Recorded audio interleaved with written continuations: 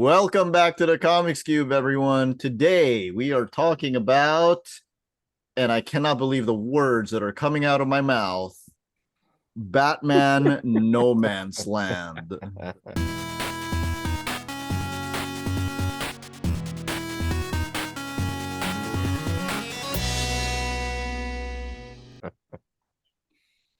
I'm with Paul and LaMar, and here's my first question, guys. How in the hell did you rope me into talking about Batman? Well, you mentioned it on Facebook, I think. Is that what it? Somebody mentioned it on Okay. Facebook, and I think it might have been you. Yeah, it was you. It was you. And I was like, "Oh, I want to reread that now." Yep. And then I suggested, "Oh, let's talk about it." So it's your fault. Fine. I will take responsibility for it.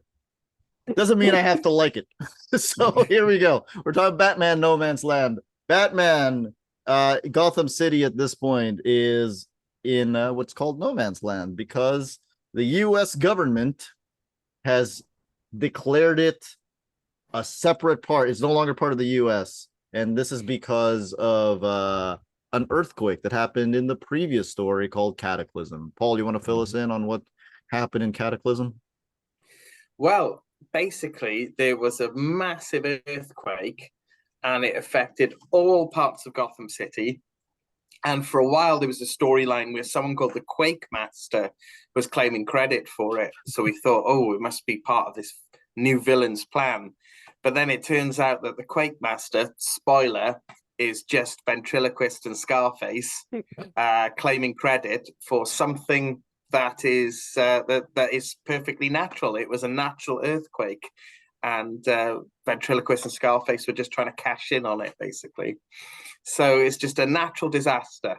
And a big thing in Cataclysm is that everywhere, every building is devastated apart from the Wayne-owned buildings, because the Wayne buildings, Batman, because he's always prepared, built all the Wayne buildings to be quake-proof because he's prepared for everything. But the irony is that he didn't build Wayne Manor or the Batcave to be quake-proof.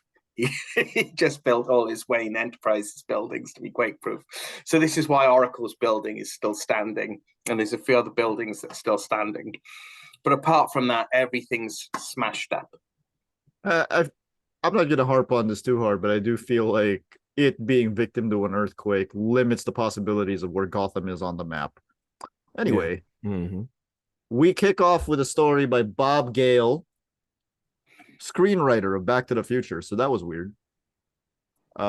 With Bob Gale and Alex Maleev, called No Law and a New Order. And what happens in it is it establishes the status quo of the No Man's Land. People are in tribes and gangs. They're using spray paint to mark their territories.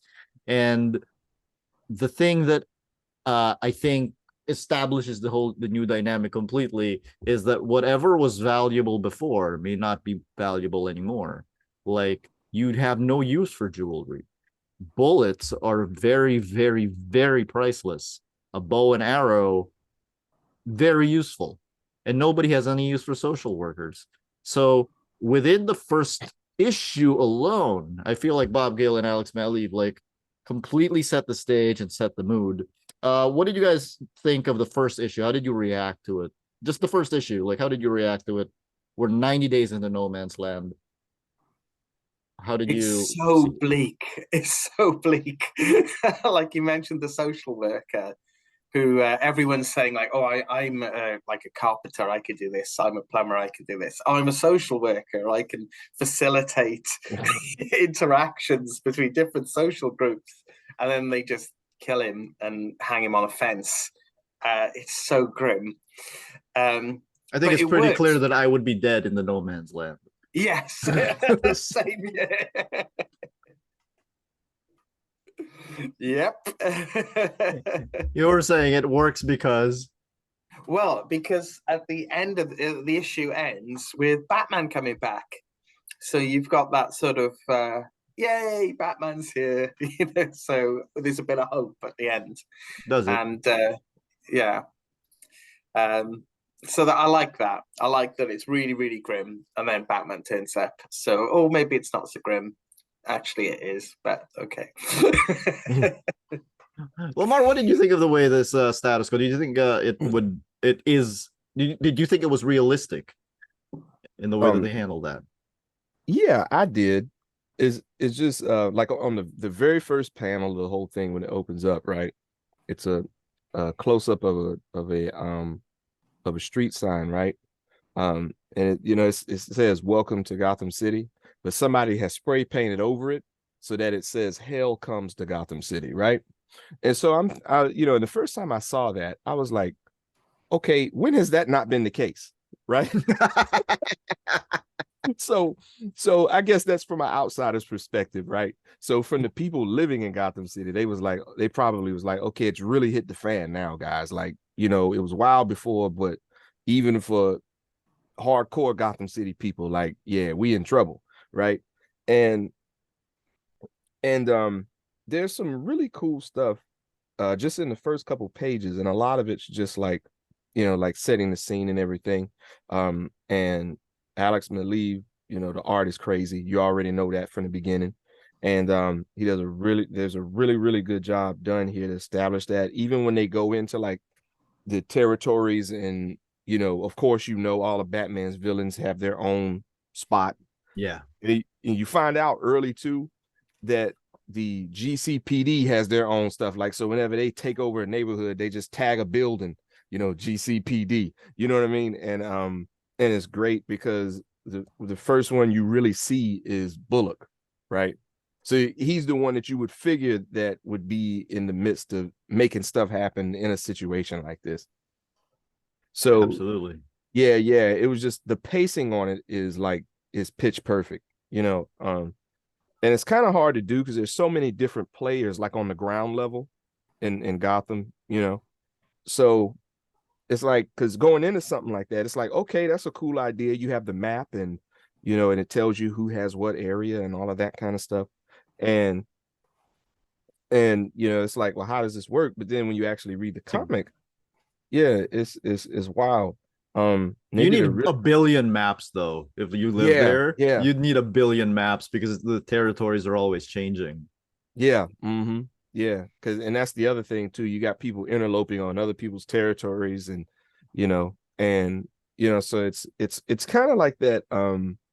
What was the name of that show that was out a couple years ago where people were living in this city or whatever, and like there was no electricity? You know what I'm talking about?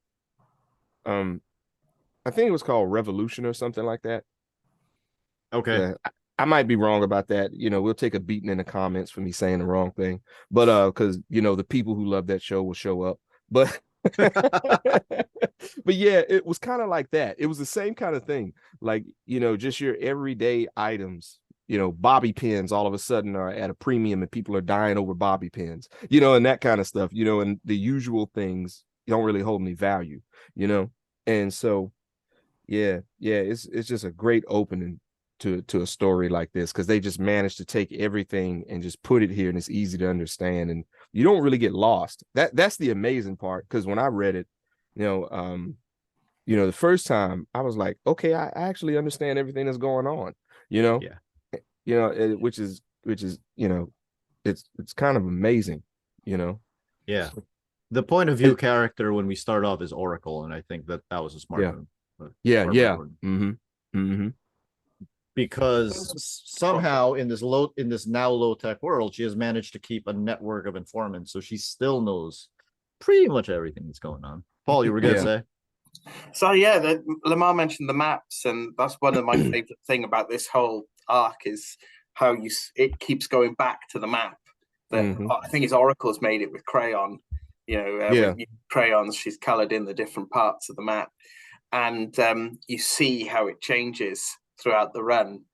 And I love, like, you compare it to the start and it's all these little bits divided up, and then towards the end it's all yellow for Batman, apart from like except for that one little purple section. Yeah. Which we will get to that, but I do think it was genius that the Joker was saved for the very end. Yeah, But I do have a question though, and I wonder if either one of you two can answer this, or somebody in the comments can answer this. Is this the first time the different areas of Gotham got named? Is this the first time we saw a map of Gotham like this? Because I've been playing Arkham City again recently, and it's the same areas. You know, you've got like, Really? yeah, It's the same it's map. like yeah, because it's Okay. Amusement Mile, and I think there's an area called Bristol, and there's an area named Otisburg, and yeah, and these areas pop up in No Man's Land. So I wonder if this is Wow. when that was established, or if it had been established sooner. I don't know. Wow. So my man Otis finally got his Yeah. own piece of real estate. I ain't mad at it, you know? I can't answer that question, but it wouldn't surprise me if this was the first time. Because this Yeah, is yeah, the yeah. first time that the geography of Gotham City was actually important. I feel Yeah, like yeah, before yeah. this, the only thing important about Gotham City was the feel of Gotham City. Yes, yeah. But you cannot tell the story without establishing like what's at stake at Gotham City. It's all about land, as Oracle mentions a lot. Another Yeah. thing in this 90 day status quo is that Batman has been missing for 3 months. Which, okay, so I'm not a big Batman fan, but I think that's a little out of character. What did you guys think? Yeah, and we never really get an explanation for what he was doing until right at the end, do we? Yeah. Right at the end of the whole arc, I mean. Yeah. So it does seem I'm very, not even very sure it's a satisfactory explanation. yeah, no, Yeah. that's true. Yeah. Mm-hmm. Because basically he kind of goes off on a bender, doesn't he? And Yeah, just pretty tries to be much. Bruce Wayne for a bit. Like, Yeah. He was just like, yeah, you know, Gotham City has broken off from the rest of the country. So yeah, I guess as good a time as any to, you know, just take a vacation, you know. And you know, the funny thing about that is that they kind of established that early on that you're not going to see him because, you know, some of the members of the police department, they rig up a bat signal out of some car batteries and stuff. And they come and show Commissioner Gordon, and he just takes it and stomps on it. He's like, man, he ain't coming, bro. I don't need that, man. Go find something useful to do, you know? So he like breaks it after this guy put all of this hard work into making this. It does piss off Commissioner Gordon. I love it. Yeah, it makes him real upset, you know? So I and was that's like, another. Oh, God, yeah. sorry. No, I was just gonna say, well, I guess he ain't coming. I mean, Commissioner Gordon said he ain't coming. I guess he ain't coming, you know? One thing I really like about this is that Gordon got out as well, first of all, and tried to get a job being a policeman somewhere else, and nobody would have him because he's just the guy who relies on Batman all the time. Yeah, ain't that something? Yeah, That's because it's like, yo, like, yeah, that sounds like some you hating, bro. Like, because you don't got Batman where you at. You know what I mean? So it's like, oh, so now it's Commissioner Gordon's fault, which is funny. Because it's funny you said that because Gordon actually accuses Batman out of frustration. He says that he took the easy way out because he didn't want to be a cop. He just wanted to put on a costume and a cape and fly around and drop kick people, you know? So yeah, it's interesting that you know, you brought that up. Yeah, because you know, it's just, you know, but that's actually something that if something like this happened, I would expect to hear something like that out of Gordon, you know, because he's a really intense person, you know. yeah. And you know, it's like, man, the one time I need you more than any other time, and you're not here, you know. And I do think it is a smart move to say that Gordon tried getting out because yeah, you know, they do establish that the people who stayed are a lot of them just have nothing better. Yeah. This is it. Mhm. Gotham is their life. Mm-hmm. I do think that it's a little out of character for Gordon, considering that his daughter is there. Yeah, that's true. Yeah, that's a good point. Okay. Another thing about the status quo change is Paul here mentioned that that Batman was back by the end of the first issue, but it's not Batman, is it? It is a new Batgirl. It is by the very end, isn't it? Of the first. It is Batman by the very end. Yeah, but initially, yeah, it's Batgirl. Yeah, it is a new Batgirl. There is a new Batgirl in town, and who is eventually revealed to be Helena Bertinelli, the Huntress. But it takes many issues before that reveal happens. Did you guys have any inkling as to who it would be when you were starting to read it? By the time I sat down and read this, I knew it was Huntress. But I Mhm. remember I wasn't following it at the time, but I found out that it was Huntress. Okay. And I remember being disappointed. It's like, oh, it's Huntress. It's like, that's not very exciting. It's just a slightly different sidekick of Batman's, yeah. Who did you want it to be? I don't know really. Just someone just really unexpected, like I know, like a villain or something. I don't know, yeah. So I was a bit disappointed, but then like it was someone new then, wasn't it? They gave it to what's her Cassie. name? Cassie, of course. Yeah. Cassie And she's Kane. pretty cool. Yeah. She is pretty cool. Of course, we do get that handoff. But anyway, we'll get to that later. Another thing about the initial storyline and the way that it establishes everything is it ends up using the Quake Master as their first villain, ventriloquist and Scarface, and Scarface, and uh, the rules in this place have completely changed. I think it was brilliant how the ventriloquist only gave his henchmen one bullet each, because that way nobody could start a war. You use that one bullet for self-defense. What did you guys think of like, do you think, I'm trying to put myself in the writer's shoes here, like how close do you think this would be to actual reality if such a thing happened? Like, would that tactic work? Would a tactic like that work? I don't know really. It's such a fantastic scenario, and we don't have villains. I mean, obviously we have villains, we have criminals, we have organized crime, but we don't have such, macabre villains in real life. Thank goodness. But yeah, I think you'd see something like that, wouldn't you? You'd see the dividing up of an abandoned area amongst the crime people would the most ruthless people would rise to the top, wouldn't they?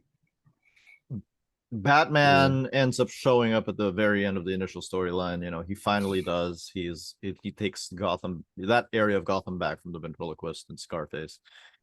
And I thought it was pretty surprising how Alfred makes a note that he has gotten slow.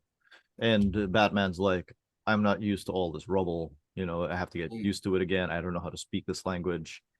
And I think it was really smart because, everyone says that Batman is prepared for everything, but he is not prepared for this because he doesn't know this terrain. He doesn't know this territory. So he has to relearn it. And I thought that was very impressive for what I think was Bob Gale's first comic, because it was really well thought out. Yeah. Yeah. Okay. Yeah. So one of the things about that initial arc of No Man's Land, No Law and a New Order, we also have Commissioner Gordon and his cops arguing with one of their cops, Pettit, about the ethics of how to deal with No Man's Land. They don't have a prison. What are they going to do with the people that they capture? How are they going to take this land back? Oh, Gordon sets up this gang war. Let them thin themselves out. Where do you guys stand on this particular ethical dilemma? Like, in this very specific situation, do you think Pettit is right? No, because I think ultimately, in the context of this story, I don't think he's meant to be right, because ultimately, as we'll see at the end of this arc, Pettit's methods lead nowhere good.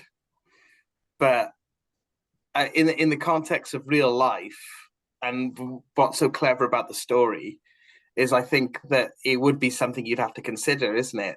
Thinking outside the box and thinking like a criminal in this way, and compromising certain methods, like the normal rules don't apply. So even though the story kind of shows you ultimately that that's not the answer, the fact that they're considering it as a potential answer, and Jim Gordon's going through this moral dilemma, I think is really, really good and really interesting to read. I agree. Well, LaMar, what do you think of this whole debate? Yeah, I think in this case, like Paulie said, like, his way of doing things, it ultimately, like you said, it goes nowhere, but it goes nowhere quick, right? Because ultimately, when you talk about like moral standards just for anybody, it's the thing about it is whatever the moral standards are, it's agreed upon, right? There's a consensus involved. So and that's the thing about a situation like this is if you don't have that, obviously, right? Everybody's looking out for themselves. So you can't really go with that. So then people start having their own ideas about things. And so obviously there's going to be conflict there. And then you have somebody who comes along and they're like, yeah, this is what, and then it just doesn't work. And in a lot of cases, it makes things worse.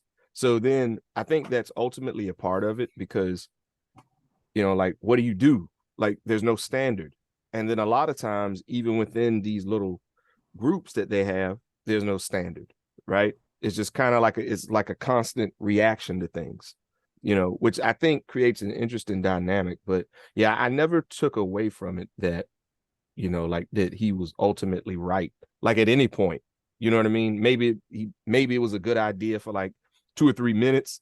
And then like after that, now that it's changed up a little bit, you got to kind of adapt. And so in situations like this, like in the real world, there's it's just constant adaptation of things, and they did a really good job through characters like that of conveying that. This arc ends with Batman taking that little piece of land back from Scarface and the ventriloquist, and also Batman slapping around the ventriloquist, saying things like, "Who's in charge? Who's in charge? Say my name." All I'm gonna say is probably it hasn't aged well. Yeah, definitely not. One thing I do want to say though is we got to go back to that whole Quake Master thing because, like I said, I didn't know about that until Paulie said it. But I just think it's funny how there's supposed to be somebody named the Quake Master, and they've only made one earthquake. So it's like, how do you know if you're the master when you've only done one, right?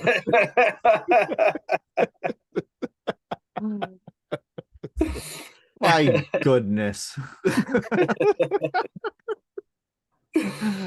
Yeah.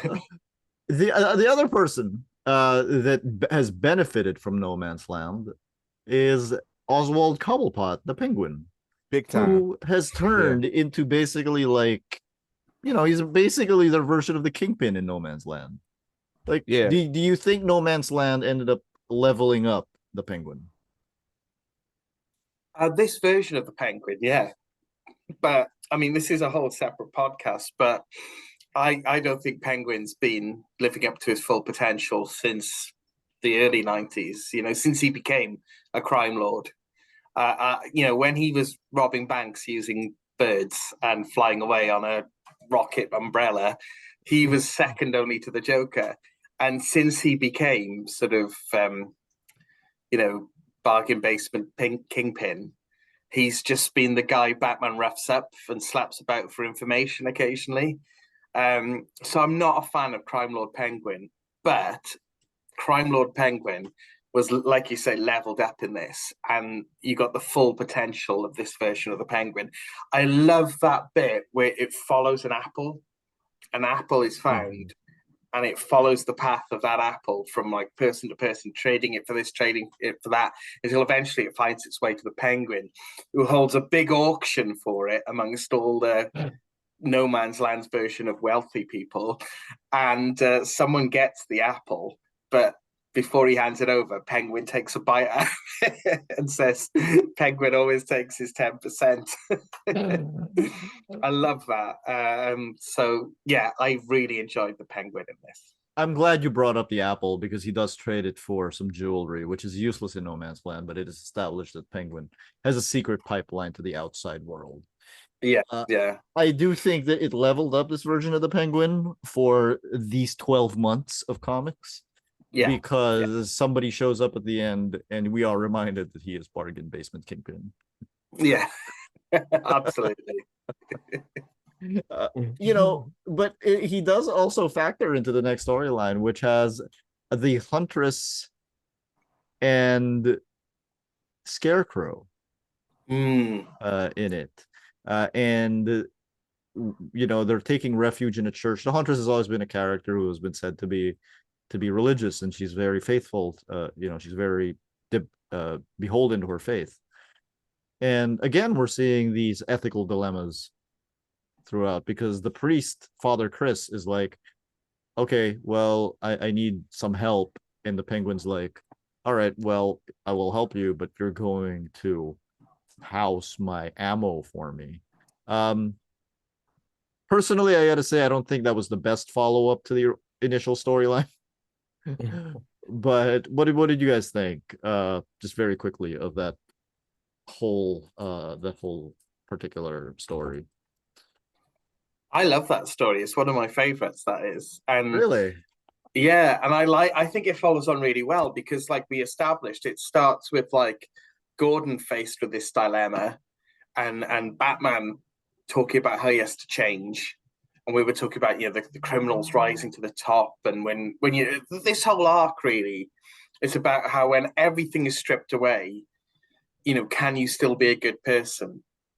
And that's what this story really explicitly looks at as well, in the context of religion. And you've got the snake in the Garden of Eden as well, the Scarecrow, just being such a shit. It's like, dick. just whispering people's ears and just causing mischief. And you can really imagine that happening, something like that happening. So yeah, I really like that exploration of is it possible to make these compromises and still be good. I really enjoyed that story. LaMar, what did you think of the story?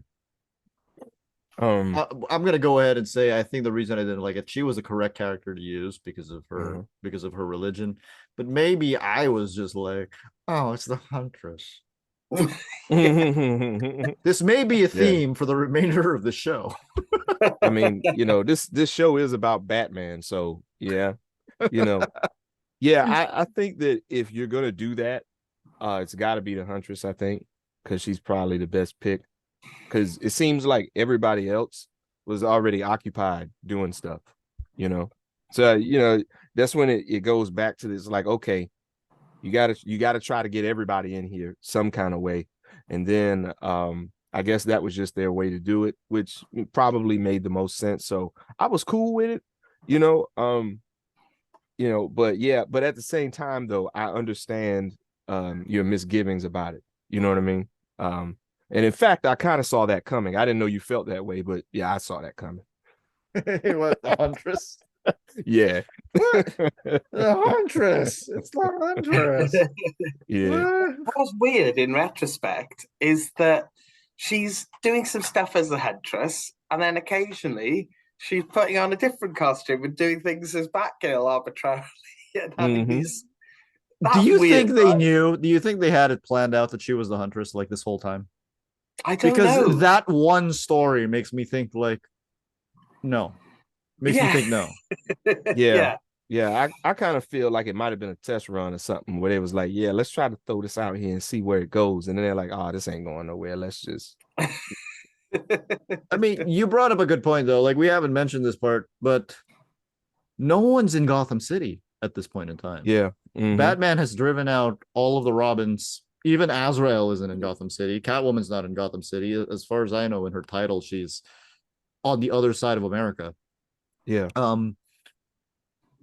Do you think, I've asked you if you thought it was out of character for Batman to be gone for 3 months, but one, do you think it would be out of character for Batman to drive his kids away for, until he calls them back? And two, do you think they would have stayed out? Like Nightwing and Robin stayed out of Gotham City? In the context of Batman in the 90s, it was definitely in character, because this is one of the reasons I got a bit sick of Batman in the 90s at the time, was that they were doing this storyline over and over and over again. Batman hits a problem, tries to drive his family away because it's too dangerous for him to deal with and only he can deal with it. And eventually they convince him to help, to let them help. And we got this storyline in Officer Down. We got it in loads. We just got it repeated over and over again until Hush happened, basically. We got it back. Bruce Wayne murderer. It happened. We've just got the same story recycled. So in the context of this era of Batman comics, it's very much in character. It's just annoying that it kept happening over and over again. What about for the characters themselves? Do you think they would have stayed away, like Nightwing and Robin?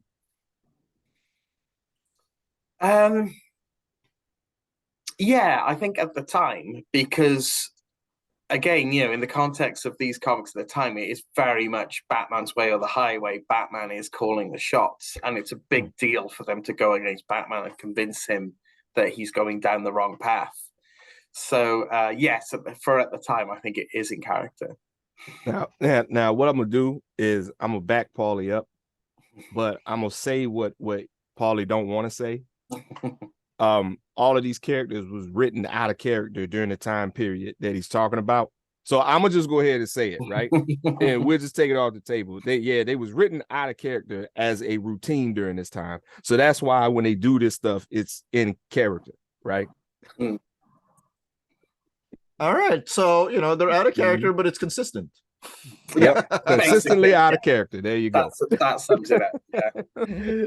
So to clarify to everyone, the volumes of No Man's Land that we have are these. There are 5 volumes that came out in the early 2000s. So I will be referring to them as volumes 1 through 5, as opposed to these new bigger volumes that were released a couple of years ago that has actually everything. But for the purposes of this episode, I don't think we're really going to talk about what Azrael was doing during No Man's Land. No one cares. Okay. Nobody cares. In his amazing looking late 90s costume. Right. Like nobody even cared in the comic what he was doing. You know what I mean? I knew what the others were doing to some extent, but like, what was Azrael doing? I have no idea. I don't think it matters. So this one, volume 2, actually opens up with a story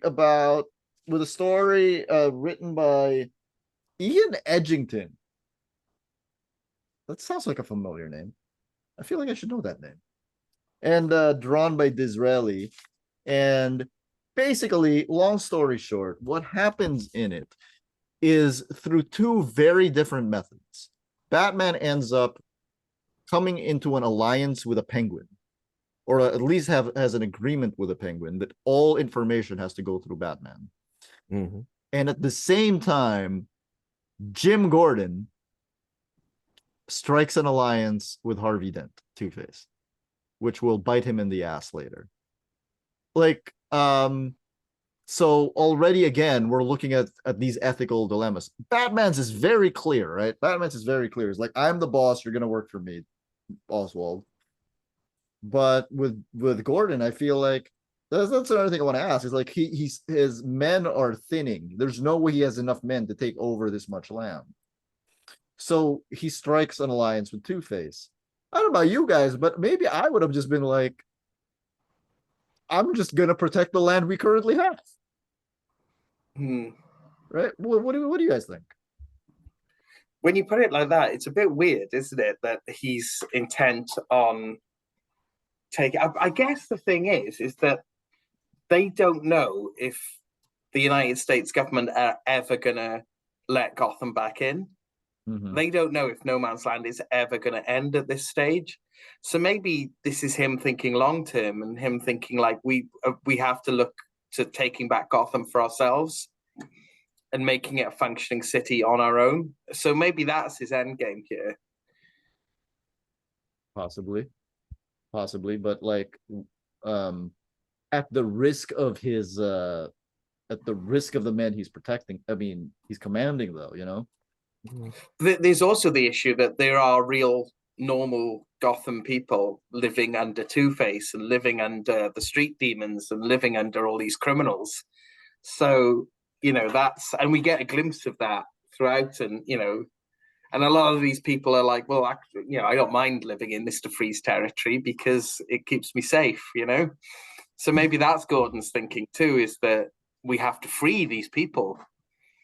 That is one of the things that is brought up a lot during No Man's Land, is that the people who stayed in No Man's Land are the poor, the destitute, the mentally ill, like, and they're just like, well, they feed us. This is the Yeah. way it works, which I think maybe has aged very well in the context of the last few years of reactionary politics. I feel like Mm. we've seen a lot of people being like, well, I know that's a terrible person to vote for president, but he does something for me. Yeah, he'll look after me and mine. Yeah, He'll look yeah. after me and mine, you know. Uh as I do think this whole story is No Man's Land is very interesting from a psychological perspective. LaMar, do you have any thoughts? Yeah, I agree, because you see a lot of characters, like these characters, they're doing things that they normally wouldn't do, right? And they even mention it themselves in the book. Like the big thing is like the tagging the walls, right? Yeah. So, like there's a part in here where Batman comes back and he's telling the Bat, right? He's telling her, yeah, I think you tagging the walls with the symbol is cool. I'm gonna use that, right? And so then all of a sudden he has these holsters on his utility belt for the spray cans, right? So then he goes and tells Alfred, and Alfred's like, this is like petty crime. Like, we don't do this kind of stuff. And he was like, we do it now, and so, just that kind of stuff. And you actually get into a lot of it too when Batman finally shows up. Um, there's this constant thing about people talking about fear. So there's this thing where, obviously fear is just like a currency that is still pervasive in Gotham like it always was, right? But people are being more creative now about how to use it. So Batman kind of has to adjust to it. And he's doing the same thing, and I think there's a big part of the story that revolves around that, and getting into what people are afraid of, what keeps them from doing things, because obviously it's not morality, right? That's kind of like what we were talking about earlier. It's fear.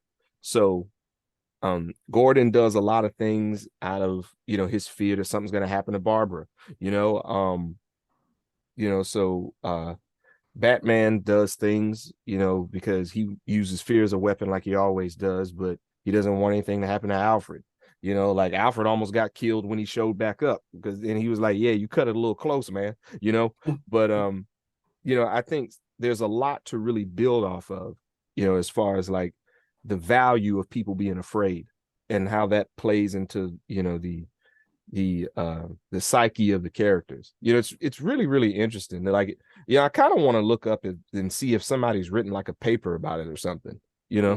Well, yeah, I do think it's interesting because, like, even when the Huntress first shows up as Batgirl, she saves these kids, and she's like, "How do you know I'm not Batman?" Right? Mm. And they're like, "Because you're a girl." It's like, well, if you got beaten up by a girl, would you say you got beaten up by a girl? Right? We get our first Greg Rucka written arc with Mosaic, where they have to deal with Black Mask, who's who is trying to invade the area where Oracle lives.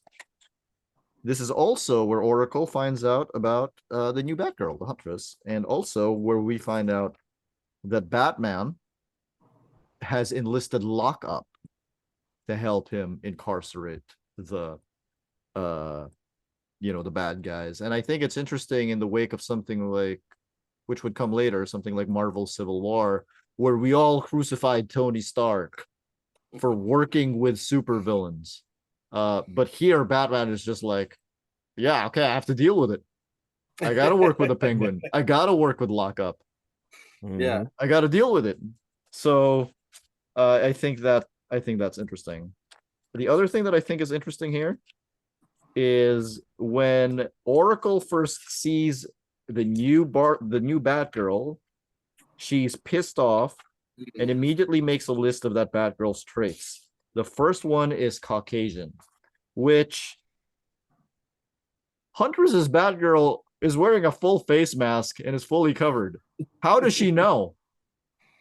Yeah, it's a bit weird, isn't it? Okay, so all of those are the elements for this particular storyline. The first Greg Rucka written storyline. What did you guys think of Mosaic? Somehow Tallyman is here. Oh yeah, it's weird, isn't it? Because Tallyman's still being drawn as he was originally in Like that Kelly style. Jones, yeah. Yeah, Kelly Jones style, but no one else is drawn in that style. Like I like that.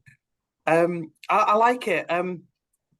Again, I like seeing these compromises that are being made, and it's interesting that Batman's working with villains, Gordon's working with villains, and just to go back to the previous story a bit, I think it highlights that Gordon took it a step further than everyone else was doing, because Batman was working with villains, Gordon was working with villains, everyone had to make these compromises, right? That's not necessarily in itself a terrible thing, but the line Gordon crosses is using Montoya to forge his alliance with Two-Face and putting Montoya in danger for that.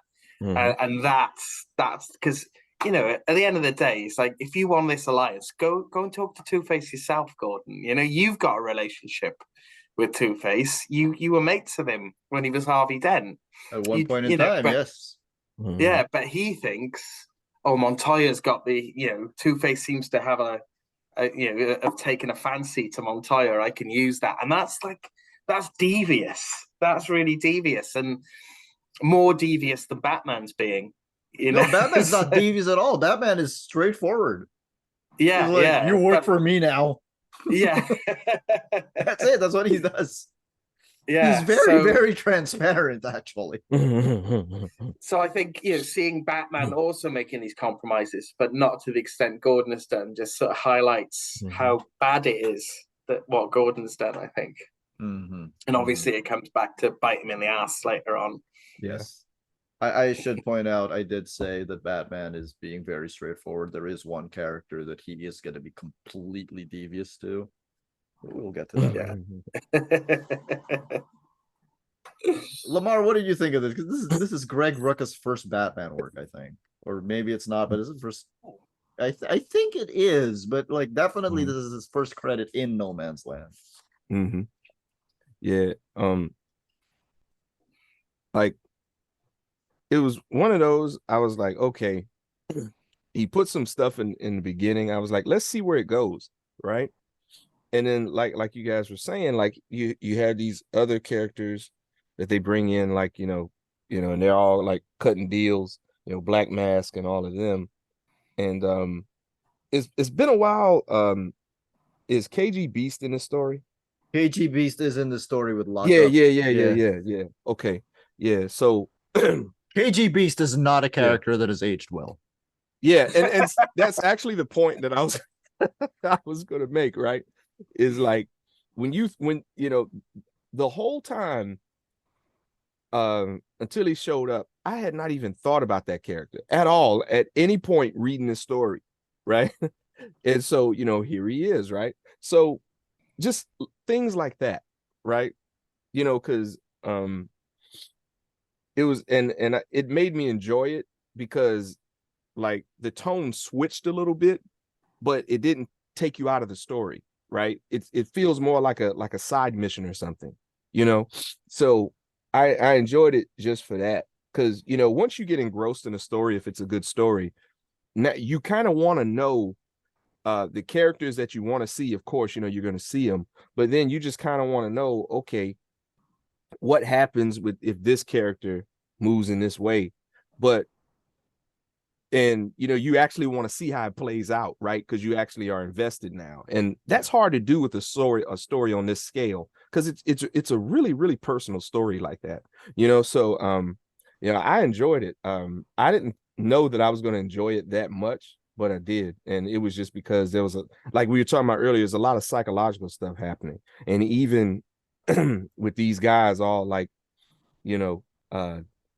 doing all these deals for like Intel and all of this other kind of stuff. It keeps that down on the street in the gutter feel, and he's great at that. So Yeah, especially like the Bullock parts. Those are probably my favorite parts. I love Bullock. Yeah, Uh, yeah, man, he's great. He's great. yeah, this is Feel like another. Yeah, go ahead, Paul. no, I just want to mention something about Bullock that I really like because it really sort of brought home the sort of gritty realism of No Man's Land and living there a bit. It's like when you first see Bullock, he's like Bullock, you know, he looks like this big fat guy. Yeah, And then you see pretty soon after, in like maybe like the second story or towards the end of the first story or something, you see him, you think he's got a shot, but he gets up with an and arrow. with an arrow, that's it, yeah. But he gets up and he's just lost loads of weight because he's not eating as much food anymore and he's obviously living a more active lifestyle. Mm-hmm. And so you know he's wearing this huge coat. But then every time he's drawn later on throughout No Man's Land, it's just normal Bullock again. And I always felt it was a shame that they didn't keep that up because it really brought home the reality of No Man's Land to me. Yeah, yeah. Yeah, I agree with you, and I would say that if this were being handled by the Triangle Era Super Team, that would have been consistent. Yes. That's all I'm gonna say. There is a scene in this one where some people are trying to get into Blackgate. Yes, I love that. Yeah. It's a good scene, right? They're like, well, prison will feed us. Prison will keep us safe. And then there's this one guy who's like, all right, well, if I have to be a criminal to get in here, well, then I'm just gonna kill this guy right beside me. Isn't there a bit where like a guy finds a dead body and pretends he's beating up this dead body? So Yeah, Batman that's in a couple of stories yeah. from this one. But that's interesting. Another thing is there is a moment here where Batman tells Batgirl / Huntress, do not follow me, knowing full well that she was going to follow him. I think he was doing that from the start. You're setting her up to fail, you mean? He's setting her up to fail. Yeah. Why is Batman such a dick to Helena? He's horrible to Huntress in this story. He really is. Mm-hmm. Like, he knows what she's going to do. Yeah, and he knows that she's Huntress as well all the time. Yes. And he's letting her think that, you know, he doesn't know who she is. Yes. But she should have known that he knew. Yeah. Yeah, of course. I mean, and you know, there's even an interaction like when they first meet, and he's like, she's like, well, like, do you approve? I mean, he was like, I don't disapprove, but I ain't on your head either. You know what I mean? Mm-hmm. So so it's like, man, do you really have to do this every time?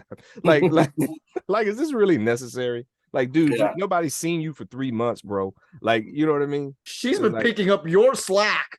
Yeah. Yes, that's true, you know, and he's like picking apart how she's been doing it. And that's, we were saying earlier on that it's consistent for this era of Batman comics that the Bat family will do whatever Batman says. So if he tells them to stay out of Gotham, they will. But Huntress is the one who won't do what he says. So that's why he hates her, basically, which is really bad. And he uses that to manipulate her. Yeah. Okay, I feel like the big Huntress moments will add up, but we get a couple of done in ones soon after. When the first one is by Lisa Klink, and you'll like this, Paul, Guy Davis. Oh, yes, I remember this story. Yeah. Brilliant. I was really surprised to see Guy Davis then. It was great. It was a nice surprise. It's called Home Sweet Home, where Sergeant William S. Riley is simply protecting his home from people in the no man's land. And it's like the story isn't the best story. It's basically just, wow, doesn't life in no man's land suck? but you get Guy Davis drawing the Joker, which is fantastic.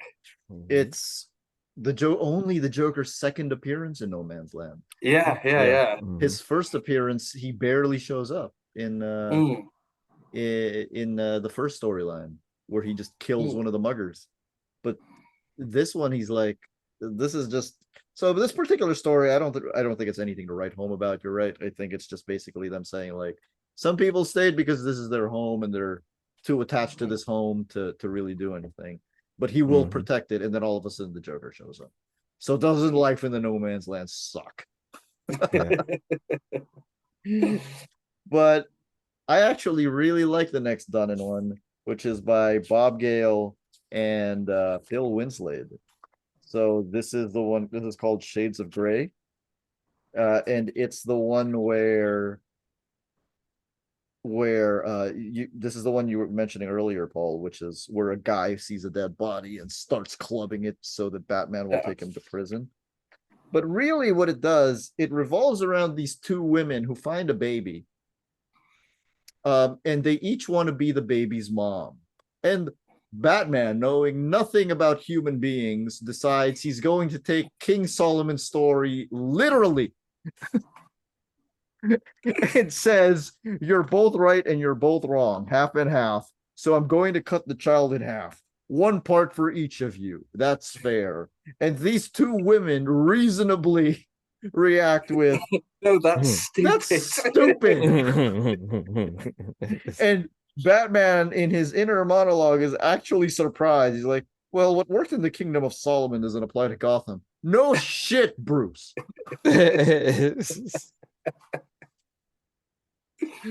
But we do launch into an Alfred anecdote about a time that Thomas Wayne was caught in a moral dilemma.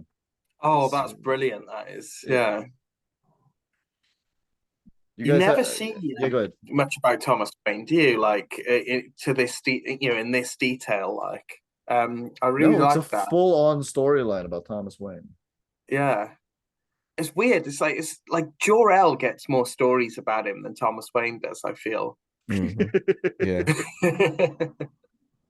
And you get like revelations about Thomas Wayne, and but you never just have stories like this about like Thomas Wayne doing his thing day to day kind of thing. Yeah. So what happens is he has to break the law in order to save a life. The life he ends up not saving the life anyway, but he ends up getting blackmailed for breaking the law. And in the end, he breaks the law again in order to get himself out of it. So, but it's this theme, isn't it, that's going through the whole thing? Yeah, like, can you still be good while making these compromises? And it's like, if you can live with yourself, yeah, that's all it is, right? Like that's all it comes down to is like living with yourself. Yeah. And also this is, I don't know if this is ever really addressed. The Penguin's men find a whole case of canned goods, 4 dozen cans of Texan chili somewhere, and then Penguin's like, I have a competitor. Is that ever developed? Is that supposed to be a hint to the big guy at the end? I don't think so, because isn't he the one isn't he Penguin's life Penguin's line outside? Okay. Yeah, maybe this is one of the issues. It pays off in one of the issues that they didn't put in these collections. Oh, possibly. Okay. And then we get into a story called Two Down, which is again by Greg Rucka. It's drawn by Jason Pearson and Cam Smith. That's the one you were mentioning earlier, Paul, which is where it's established that before the No Man's Land, Renee Montoya and Two-Face had a whole adventure together. And he actually ends up taking a liking to her. Yeah. LaMar, I know that you're a huge Gotham Central fan. This plants the seeds for some very key things that happen in Gotham Central. Renee and Two-Face. Yeah. What'd you think? Well, I think, I'm gonna go back a little bit, like to the beginning, just the idea of Commissioner Gordon saying, hey, listen, we're gonna take the city back block by block if we got to, right? I think that's a particular dynamic, and he really doesn't even have the police department anymore, right? It's just him and the people that he trusts, right? So it's only like a handful of them, right? And I think that particular aspect of what they were trying to do actually leads into this, and the foundation that was laid for the character work. In a lot of ways, to me, I kind of think that when Renee Montoya, obviously she had a fan base from like the cartoons. So when they put her in the stories, that anytime something like that happens, the same thing with Harley Quinn, they people are going to latch on to it. But I really didn't know that if it was going to work or not, because sometimes that stuff works, sometimes it don't.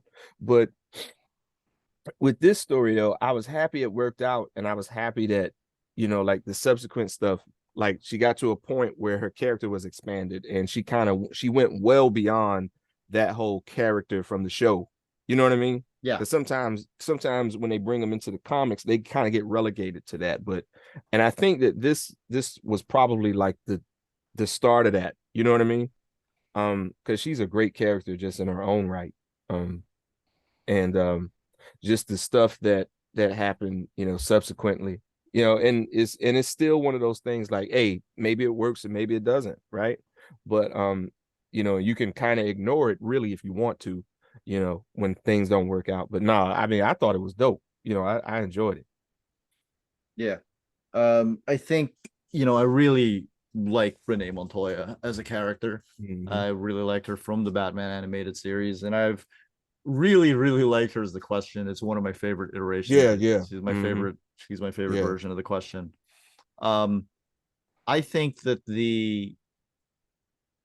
obviously Greg Rucka really likes Renee Montoya, because I feel like every Renee Montoya story in here is by Greg Rucka.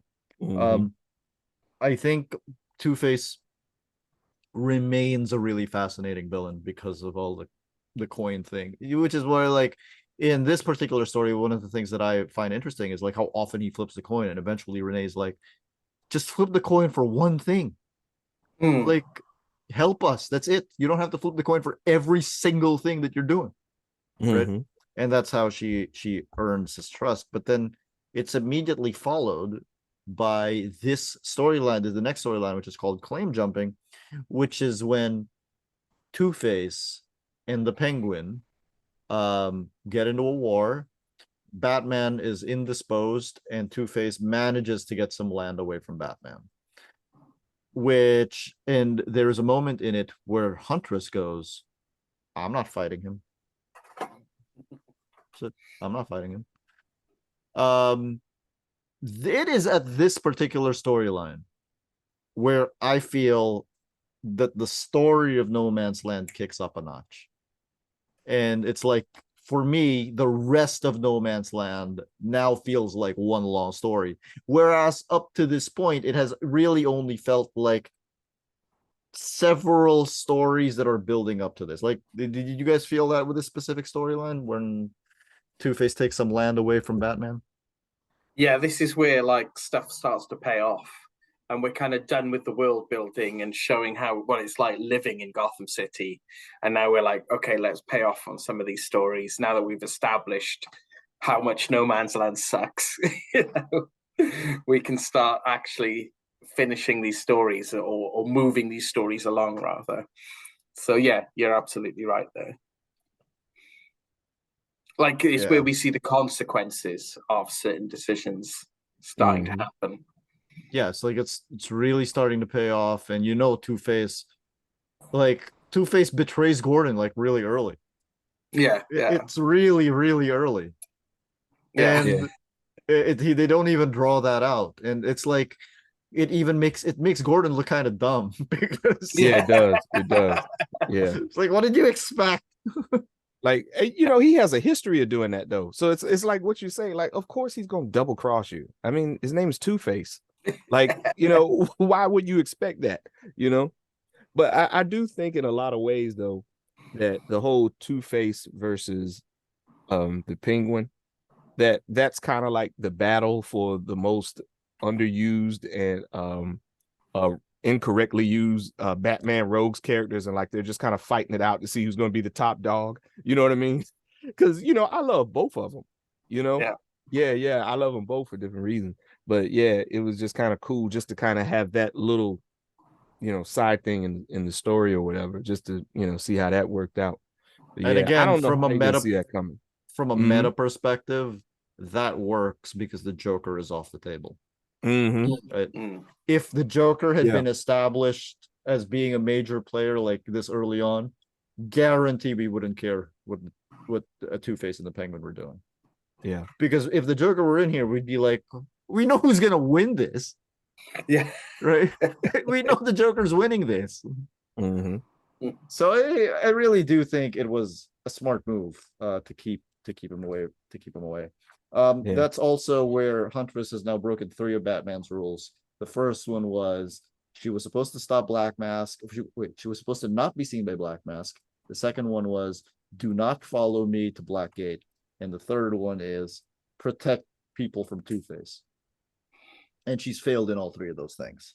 Before we move on to the rest of the storyline, I just want to say that at some point, this is around the point where Superman makes a guest appearance. Mhm.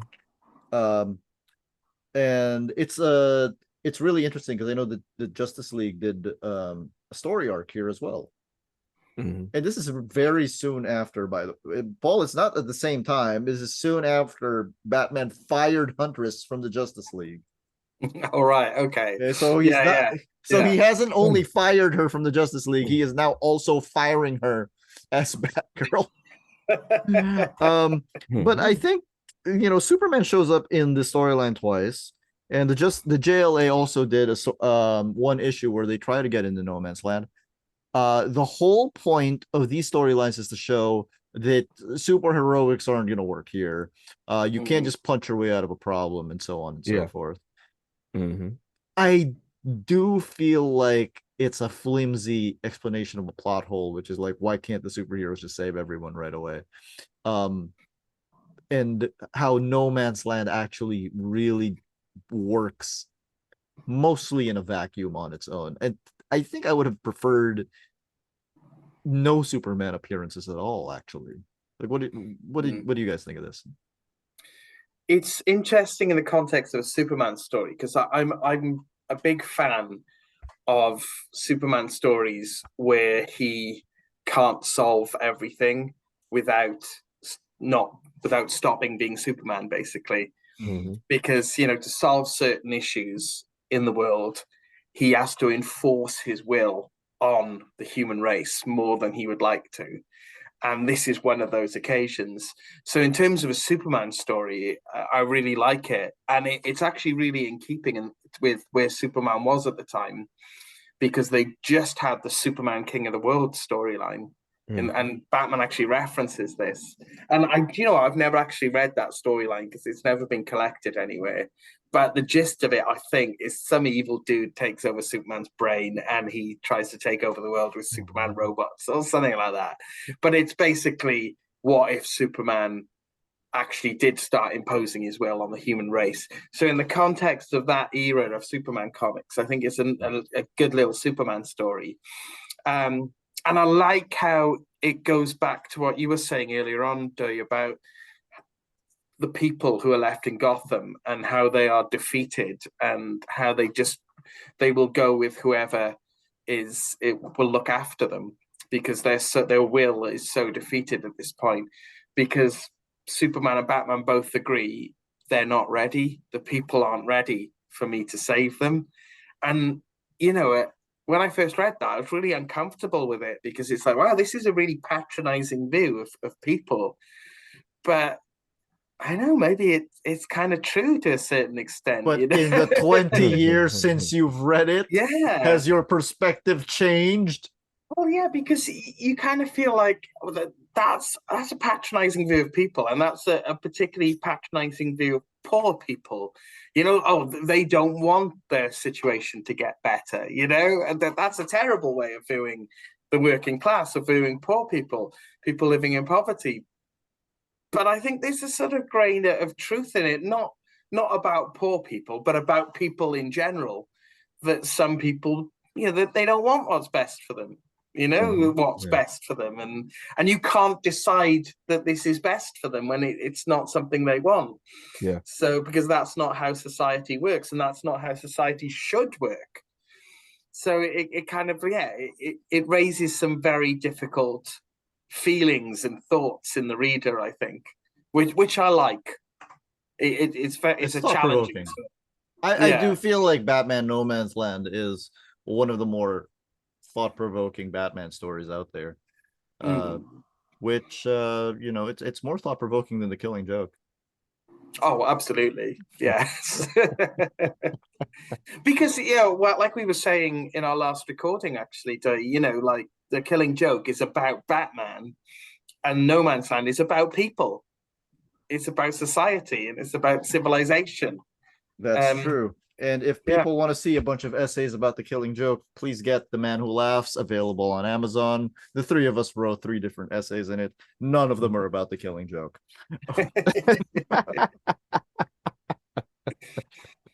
But seriously, if I'd known everyone was going to write about The Killing Joke, I would have just been like comparing the laughing fish to The Killing Joke and made my life so much easier. Okay, so LaMar, what did you think of the Superman issues in this in No Man's Land? Yeah, you're already walking a tightrope with something like that, right? So it's like, okay, because then the first question that comes to mind if you're a Superman fan, or even if you're not and you just want to be cynical, is like, well, if they had an earthquake and Gotham City gets separated from the rest of the United States, why didn't Superman just show up and go under the water and push it back? Right. So Yes. Which in this instance is actually a valid question, right? And so I think it's one of those things that sometimes when you're telling like a story that is centered on a particular part of the DC universe, there has to be certain things that you kind of have to like, you can't really use, they're not available to you. Like, for example, when you look at like Blackest Night or something like that, right? Yeah. Obviously it's a Green Lantern story. So you can't make Superman the guy that comes and saves everybody, right? So, obviously you can't do that. So, because, the generally speaking, the heroes mini universe, if you want to call it that, they have to be the ones that fix everything, or else there's no real reason to tell the story, right? So it's like, how do you do that? Well, sometimes they do it and they'll just, Batman will be like, hey, y'all stay out of here. And then people will be like, all right, like, on a one-off story, you can kind of do that. But on something like this, like, how do you do it? Because this goes on for a year, every week for a year. Yeah. It's such a massive undertaking, but then at the same time, it's not solved in a week and a half. Like, it goes on for a very long time. So, like, how do you keep the Justice League out of Gotham for a year? When all of these people are suffering and things like that. I mean, forget the crime and stuff. You got everyday people trying not to get killed, and protect their families and everything. Because like we said earlier, they don't have any other choice. Like, they didn't have the wherewithal to leave when Gotham was in better shape, for lack of a better terminology, right? So, they certainly wouldn't have been able to leave now. So what do you do? And then, just thinking about that, I mean, you got to do something, because you have Superman, you have the Justice League, you even have characters like Nightwing, and things like that. Even though Nightwing was, he was in Bloodhaven then and all of that stuff. It's like, literally the next town over. Yeah, the next town over, and so, so you got to deal with, it's a lot. And the way they handled it, and I don't mean this like in a way that it probably sounds to people, because I'm not being, cynical or anything. I'm saying they handled it in the best way they could, right? And I mean that, in a positive manner, not a negative one, because it's a heck of a trick, man, for a story as ambitious as this one, even though it's only happening just to like one part of, the DC universe, and it's real because you're talking about one city, right? So, it was quite a trick, man, but they kept me coming back and reading it. And, usually when it gets crazy, I check out, so I just like, okay, I can't go for this, man, but, I kept reading it. So that speaks volumes. Yeah, it was fascinating. I actually liked the second Superman appearance more when he was being Clark Kent. Mm-hmm. The reason I like that one is because he's got that little one scene where he talks about how you actually plant the seed. Yeah, I'm like, oh, I'm learning something. Mm-hmm. I'm learning something here. We are then introduced to a young lady named Cassandra Cain. who is the daughter of David Kane. David Kane, right? Mhm. Yeah. I think so. Yeah. Who is one of the people who trained Batman, actually trained him how to kill. And Kane at this point was hired by Two-Face to assassinate Gordon. So Two-Face betrays Gordon right away. And we meet Cassie Kane, who then, is taken in by Barbara Gordon, who is then told by Batman to call in the boys, Nightwing, Robin, and Azrael in his horrible 90s costume. It's so bad. Rubbish. Like, is this a bad costume? And what's worse about it is that his original costume is really great. I love his original costume. Yeah. I agree. Joe Quesada, wasn't it? Yeah. Yeah. Mm-hmm. Yeah.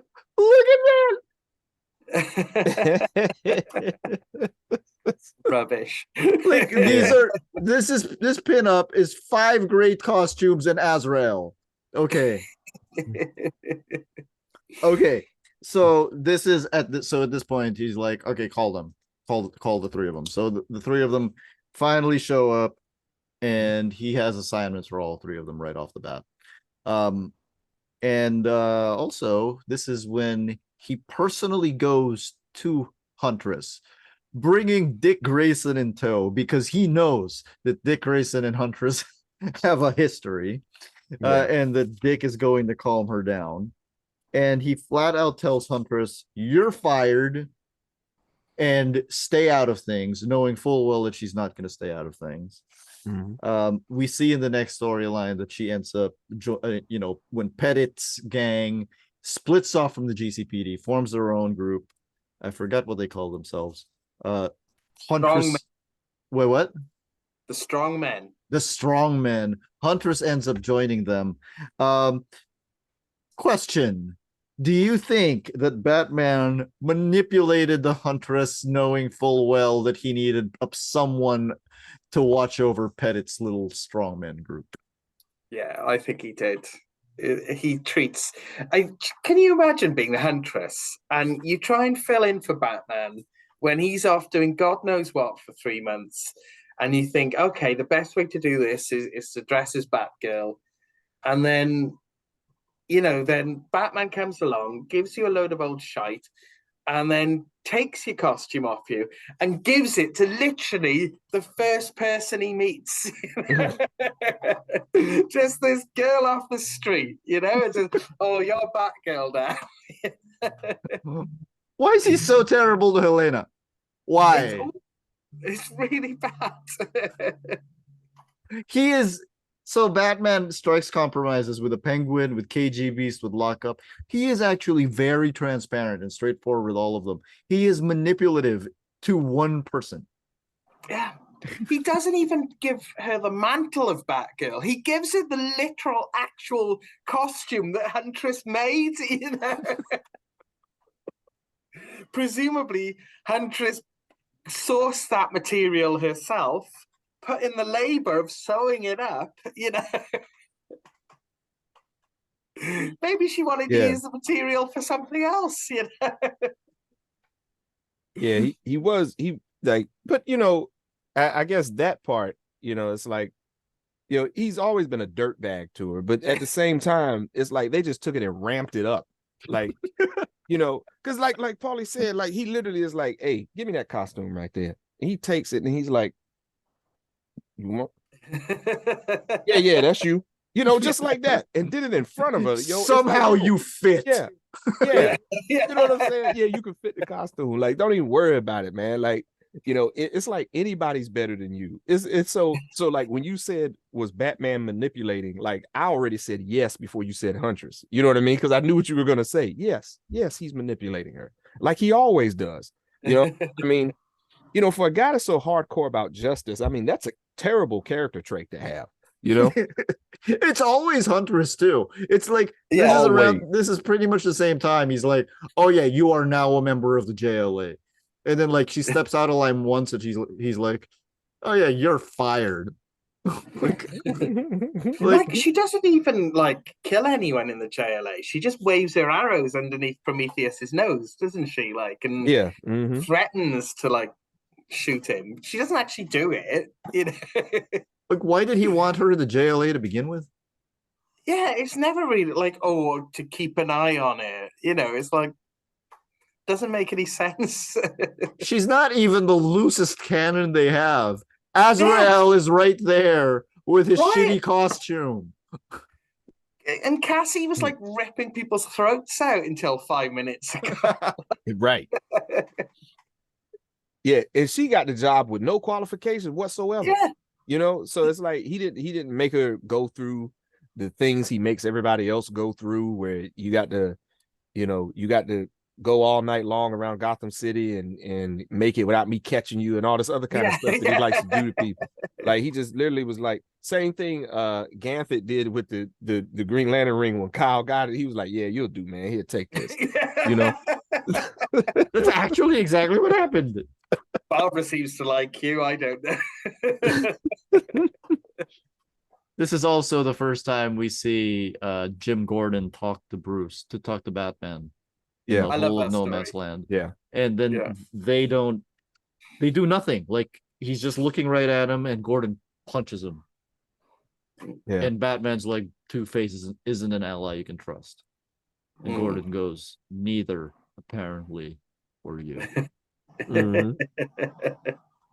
What a moment, right? What a moment. Yeah, he had that coming. He definitely had that coming. Yeah. What I love about that is that this is a payoff for the 90s, for the whole of the 90s, because Batman's been tucking up Jim Gordon since Nightfall. Yeah. You know? You mean when he just paraded people around in front of him? Yeah. It's like, Azrael turns up and it's like, oh, yes, I'm the same Batman. And then Dick Grayson turns up and is like, I'm the same Batman. And yeah, he's just been, and I'm getting ahead of myself, but when we talk about that story later on, I love that issue. That's my favorite issue. I was gonna say that issue that you're referring to when they finally talk to each other is my favorite issue. Yeah, but we'll get to that bit. I want to ask you guys about the next story, which is when so he has assignments for all of them, which is that Nightwing's gonna take over Blackgate, which he does in his series. Nightwing manages to take over Blackgate away from KG Beast and Lockup.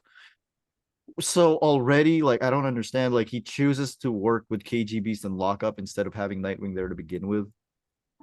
Okay, and he has Azrael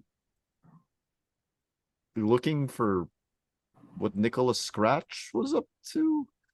Nobody cares. Yeah. And then he and Robin, Tim Drake, go into Robinson Park to see what Ivy is up to. We then see, so this is a fascinating team to me, because this is Greg Rucka, Dan Jurgens, and Bill Sienkiewicz. I'm like, what? Love this story. What is this team? What is this team? Yeah. It works. It works. It's an excellent team, but like, what is this team? So this is the first time we ever see Green Poison Ivy. She's in the middle of Robinson Park. I thought this was a great story, because throughout all of this, the only thing you ever hear of Ivy is she's taken over Robinson Park. She's taken over Robinson Park. But she hasn't, has she? Right. She's actually completely under the control of Clayface. Are Clayface and Poison Ivy physically Batman's two most imposing villains? Yeah. They're the ones with the very blatant superpowers. Yeah, even Bane's a bloke, isn't he? So, but Clayface and Poison Ivy, they're like you say, they're the ones with superpowers. Yeah. So here they are. Here they both are, having to deal with Batman and Robin, because Batman is looking for some discs that he left. This is where we learn also that Batman, during the time of Prodigal, which is when Dick took over the mantle of Batman, built a bunch of tunnels underneath Gotham so that he can easily get around. Paul, you said you love this story. What is it about this story that you love? Well, I love Clayface for a start. He's one of my favorite Batman villains, and I feel like he's very underused. And he seems to be like different every time he turns up as well, which I don't like. There's not much consistency with him in terms of character. But I really like how him and Poison Ivy, it seems such an obvious pairing, but to my knowledge, it's never been done before. Yeah. Yeah. But yes, I really like that pairing. I really love the art in this. Jurgens and Sienkiewicz, not people you'd put together, like you said earlier on. It's such a weird pairing. You wouldn't choose to put them together, or you wouldn't think to put them together. They're different styles. Jurgens is so clear and crisp, and Sienkiewicz is the complete opposite to that. But it really works. It really does. Yeah, and I really love just Ivy, her development in this, because now she's a very different character now in 2023 to what she was in the 90s. Because she was always, like, my image of Ivy has always been in my head, like, she's a straight up bad guy, right? Yeah. She's a villain. But if you say that on the internet now, people will shout at you. People don't like it because she's had so much character development since then, since I was reading Batman comics regularly as a child. And this is kind of the start of that, I feel like, this development of Ivy into the sort of richer character she's become today. So I really liked seeing that as well. This is the first time we see green skin Poison Ivy.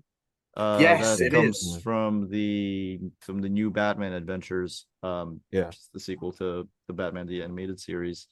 This is also the first time. Is this the beginning of Poison Ivy's hero turn or anti-hero turn? Yeah, I mean, I can't think. There may have been stories before this, but I can't imagine there were many, because as relatively recent to this story as Nightfall, she's a straight up villain in Nightfall. Yeah. So, there may have been a few smattering of stories in the mid 90s, but there can't have been many. What do you think of this super villain team up, LaMar? It's not a team up; they're fighting each other. Yeah, it's interesting because, like you said, the way they kind of have dealt with Poison Ivy historically is that it's very excuse me, it's very clear cut that she's a villain, right? But when you really think about like her motivations and stuff, it's like it's more so like she's not wrong about stuff fundamentally. It's just the way she carries it out, right? So when you get these team ups like that, especially with her, I think, I agree that, she works best when she has characters to bounce off of. Like, I've always thought that, right? So whenever you have these team ups with them, that's usually the best stories that you have with her. You know what I mean? So yeah, they didn't disappoint me with this one. And a series like this, it kind of gives you an opportunity to do that, right? So it's like you got to make the best of it, and make the most of it, and this one didn't let me down, because I think that this one, for me, I was always like lukewarm on her as a character. Like, I was kind of ambivalent. I'll put it like that. Like, I didn't hate her, but at the same time, like, I wasn't like crazy about her as a character. But that changed after I read this story. I was like, hey, I kind of like her. Like, I want to root for her sometimes now. You know what I mean? Yeah, this is also the storyline where Jim Gordon sends Renee Montoya to tell Two-Face it's over, to basically break up with Two-Face. And is somehow surprised when Montoya doesn't come back. Mm-hmm. Considering, like, Two-Face has sent an assassin to kill Jim Gordon, was that final breakup message really necessary? I think Two-Face knows it's over. Right. Of course. Speaking of super villain pairings, I don't think so. The next one is I don't think so that's one of the things that I liked about No Man's Sky. Like, it's like we see super villain pairings or pairings in general that we don't normally see. Yeah. But I don't think I expected a story with Killer Croc and Zhazh like to be as touching as it was, because but they're not the hooks of the story. It was Leslie Tompkins But like Yeah. Killer Croc is a monster, but is actually the good guy in the story. Whereas Zhazh is just Zhazh is a psycho, isn't Yeah, oh definitely. Yeah. Yeah. Yeah. Croc is one of them characters, like he kind of does things for selfish reasons. So it's easier to like get that out of a character like that. And I think it works well in a story like that. Because it's like, okay, if things had went a little different from this dude, he would have probably turned out this way. And you get a glimpse of that. But for the other guys, like it's no hope. Like, like that's just who he is. So whenever he pops up doing his stuff, you just have to hit him in the mouth a couple times and lock him up. Because that's really all you could do with him, Yeah, there's no redemption factor for Zhazh, Yeah. is there? No. Definitely. But like Croc's kind of lost that over the years, isn't he, a bit? Because I think it started with Hush, where he became more of a monster, and he becomes less and less human the more he turns up. And if you don't have a human side to Croc, it's just a monster. Yeah. He's just a crocodile monster, which is probably fun for Jim Lee to draw, but not very interesting to read, I feel. Yeah. He's just the lizard without the Kurt Connor side. Yeah, absolutely. Yeah. Yeah. Which I feel like even the lizard has lost that over the last few years. Yes. Yeah. He has. And see the thing about that, since you mentioned that, Paulie, is that it's like you don't need a crocodile monster. We already got them. Crocodiles. Like what could you do to a crocodile to make it more scary? Yeah. Like what do you need? Especially the ones in Africa, they get to be like 20 feet long, and they hunt people. Like, what more else do you need? Like a guy, when you throw a trench coat on it, that's not going to make it any more scary. Speaking of things that Hush ruined, I completely skipped over this, but then Denny O'Neil wrote a story with Harold. Yes. I love Harold. Yeah. For those not in the know, Harold was what was he, mute? Yeah. Mute, yeah. He was a mute hunchback who was actually in the Batcave. He was the guy fixing the Batcave. He was Batman's maintenance man. And then the cave came crashing down on him. And then he got out and he saw Gotham's in shambles. And he's like, oh my God, I got a bunch of stuff I can fix. And then that's the last we ever see of Harold until Jeff Loeb and Jim Lee bring him back in Hush and kill him. So kill him after he betrays Batman. After he betrays Batman, which is like, come on. Does he need, do we need to do this to Harold? And we can't leave out the fact that he gained the ability to speak. Right? Yeah. Yeah. And that's why he betrayed Batman. He did. Yeah. like he couldn't have gotten Batman to help him do that. Right. Yeah. Like he was friends with a billionaire. If there's a way for him to have that operation before, it's and I hate how Denny O'Neil's the only person who remembers Harold exists. Yeah. Like you see him in Cataclysm, you see him get like separated from Alfred or whatever in Cataclysm, and that's the last any of the Bat family mention him. Denny O'Neil writes this story that shows what he's up to, but none of the other Bat family are like, wait a minute, wasn't there a guy that hung around the cave? Nobody, even after this, is like, wait, has anyone seen Harold? Yeah. Yeah. I don't like that. Really. That's a bit sloppy, that. A little bit. Let's talk about Bane. Bane shows up. He is not in Gotham during the time of the quake. He actually breaks into Gotham. Before we talk about Bane, can I just want to say one more thing about that previous story? Okay, yeah. Sorry, yeah. It just occurred to me. Leslie Tompkins, right, makes a big deal about how she won't take a life and how she will give medical care to anyone, even if they are psychotic serial killers who scar themselves for every victim they take. And then, of course, just a few years later, we're supposed to believe that she let Stephanie Brown die. And I know that storyline was retconned eventually, but for a while there, the writers of the Batman comics were trying to tell us that Leslie Tompkins would deliberately let a teenage girl die just to teach Batman a lesson. And I think reading this No Man's Land story, which was an excellent story about Leslie Tompkins, it was ruined a bit by me just thinking about, wow, they actually thought that we would buy this as readers, you know? It's absurd. I think that was one of the first changes that came under Didio's regime, I think. And it was just absurd. I'm so glad they retconned it. So I just basically wanted to complain about that later development and how it ruined this really good Leslie Tompkins story for me, because that's all I could think about. I really like this Leslie Tompkins. I really like Leslie. She's great. She's a great character. Yeah. Let's talk about Bane. Bane is not in Gotham during the Cataclysm. Bane actually breaks into Gotham and actually is having a lot of fun being in Gotham, but he is clearly working for someone because he has to destroy the Hall of Records. What, like, as readers of Batman, for example, right? Like, what is the level of, oh my God, the stakes just went up a notch when Bane shows up?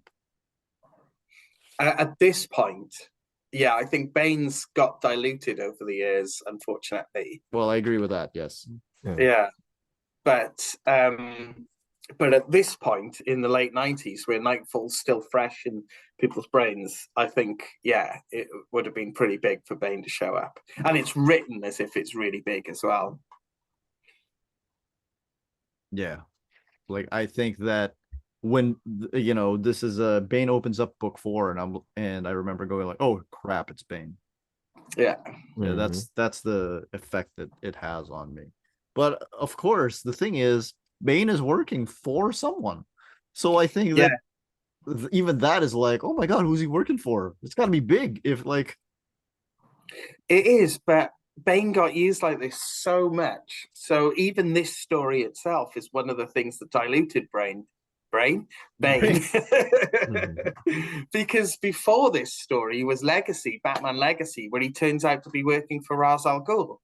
Yeah. And in this story, he's working for someone else. And even up until recently, in Tom King's City of Bane story, where he kills Alfred, he's working with Flashpoint Thomas Wayne Batman. So, you know, he's always working for someone else or working with someone else. He never quite reaches the heights he got in Nightfall again. And I think it's a real shame. No, never, unfortunately. But you could say the same thing about Doomsday. Yeah, no, absolutely. Yeah. Doomsday had the same problem. Yeah. Yeah. I don't think this is true of Bane, but Doomsday should have been used once and never again. I agree with that. Yeah. True. I'm sorry, Paul. I know you're the one guy who likes Hunter Prey. I do love Hunter Prey. But because Doomsday beats up Darkseid in that, so he's still a big deal in Hunter Prey. And I love that he beats up Darkseid. I know you're the one guy who likes that he beats up Darkseid. I love it. Yes. I could tell you LaMar's not happy about that. But yeah, this is it. When they bring back Bane, okay, he shouldn't beat up Darkseid, but Bane should be beating up the Batman equivalent of Darkseid. I don't know who that is. He does threaten the Joker pretty handily, like later on.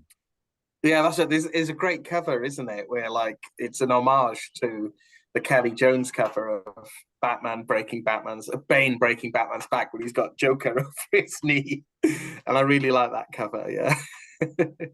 Let's talk about this two-parter called Jurisprudence, which is the payoff for the whole Two-Face Renee Montoya storyline.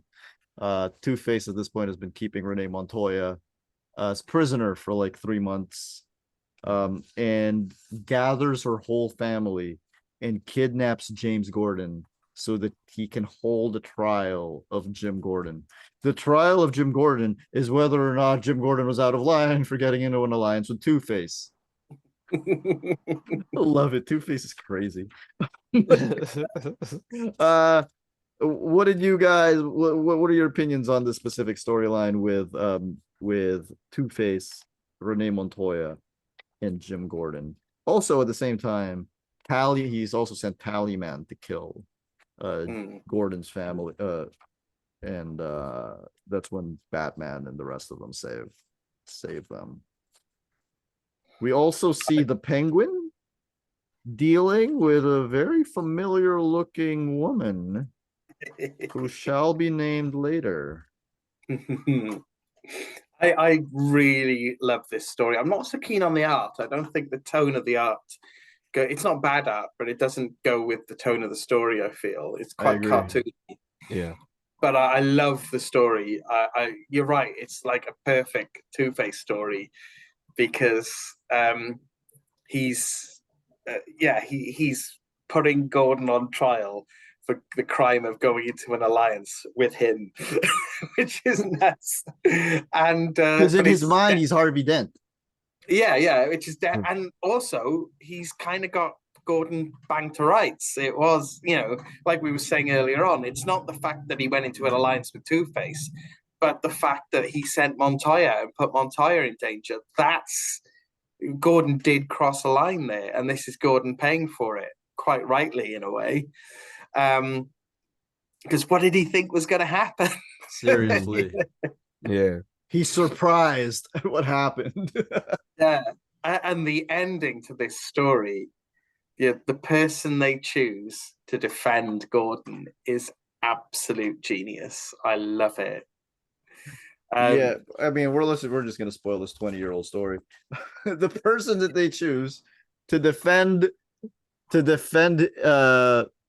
Jim Gordon against Two-Face is Harvey Dent. So you've got like Harvey Dent cross-examining himself as Two-Face. And it ends up breaking his own brain. I love it. Have you ever seen the Woody Allen film Bananas? No. It's one of the very early Woody Allen films. It's very, very silly, but it's a scene where Woody Allen defends himself in court and is running back and forth from the witness stand to question himself. So I'm imagining something like that with Two-Face. I can imagine it.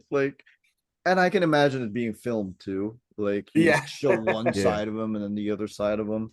I thought that was pretty clever. Again, written by Greg Rucka. So Greg Rucka was clearly very invested in this whole storyline. Jim Gordon, Renee Montoya, Two-Face.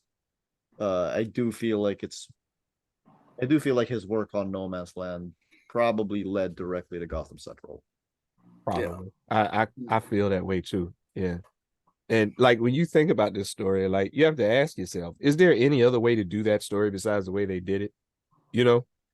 It's like, you kind of got to do it, So, it's kind of like that saying, anybody who represents themselves in court has a fool for a client,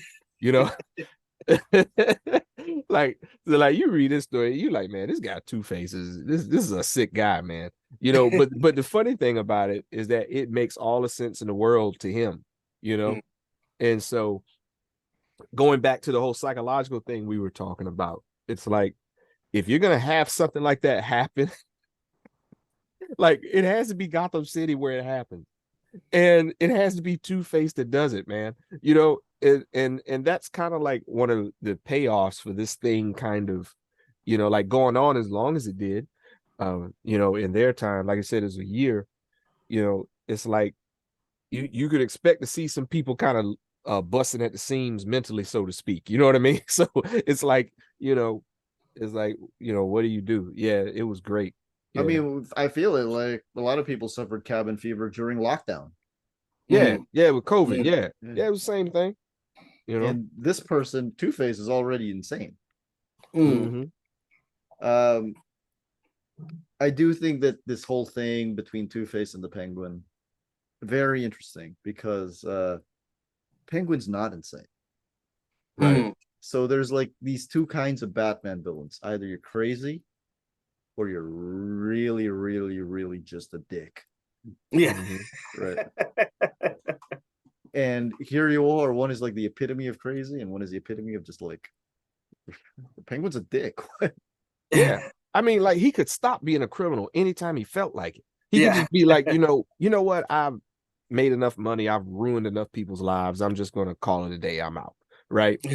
But yeah, he keeps coming back. I think that's the only thing about like the crime lord penguin that I actually enjoy. That's like the one thing, but like the rest of it, I would love to see him like robbing banks, just being like, you know what, man, Yeah. for old time's sake, let me go do this, man. Let them know I still got it, Yeah. but you know what I mean? But yeah, I think that's the one good thing that came out of that, I think, like Paul says, it's a different podcast altogether, but maybe we should do one whole thing about the penguin. But but what I'm saying is, the reason I like the older version of the penguin better than Crime Boss version of the penguin is the Crime Boss version of the penguin is like a C-list version of better characters that we've Yes. seen, right? Yeah. Even the Kingpin, when he was a Spider-Man villain, is a C-list version of that character. He becomes an A-lister when he starts fighting Daredevil. Yeah. Right? Yeah. So the Penguin is a C-list version of that. But Trick Umbrella Top Hat Penguin is the best version of that type of character. Yeah, no question. Absolutely. No Right? question. And I don't know what type of character that is. He's a weird little guy. That's what the penguin is. Right? He's like a weird little dude. No one is better at that. I will say though, I know we've gone off on a penguin tangent here, but I love the penguins, so I feel we should allow it. Is that the one other place apart from No Man's Land where Crime Boss Penguin works is the TV series Gotham, and I'm a big Gotham apologist myself. I think it's brilliant because it is a very silly show, a deliberately silly show, and Robin Lord Taylor just plays Penguin very, very, very well in that. And he is like a crime boss, but he's a very silly crime boss.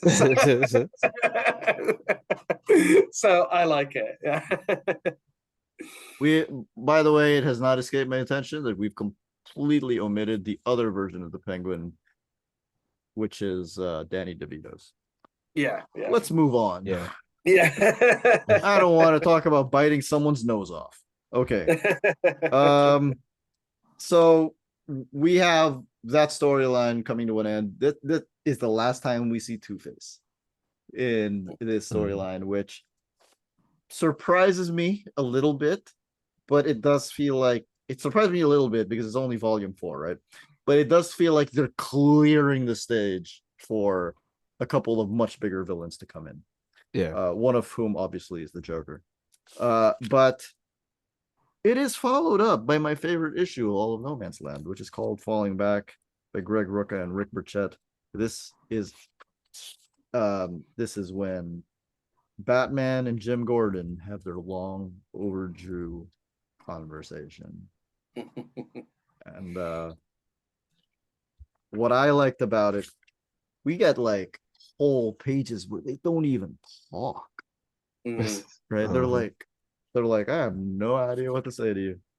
And then they try breaking the ice with like, oh yeah, nice flowers, Jim. But what I really liked about it is exactly what you were saying earlier, Paul, which is Jim Gordon just calls out Batman for everything. He's like, do you think I'm such a stupid person that I wouldn't realize that there were different people under that cowl from Nightfall? Do you think that this story, the specific story, has just leveled up Jim Gordon?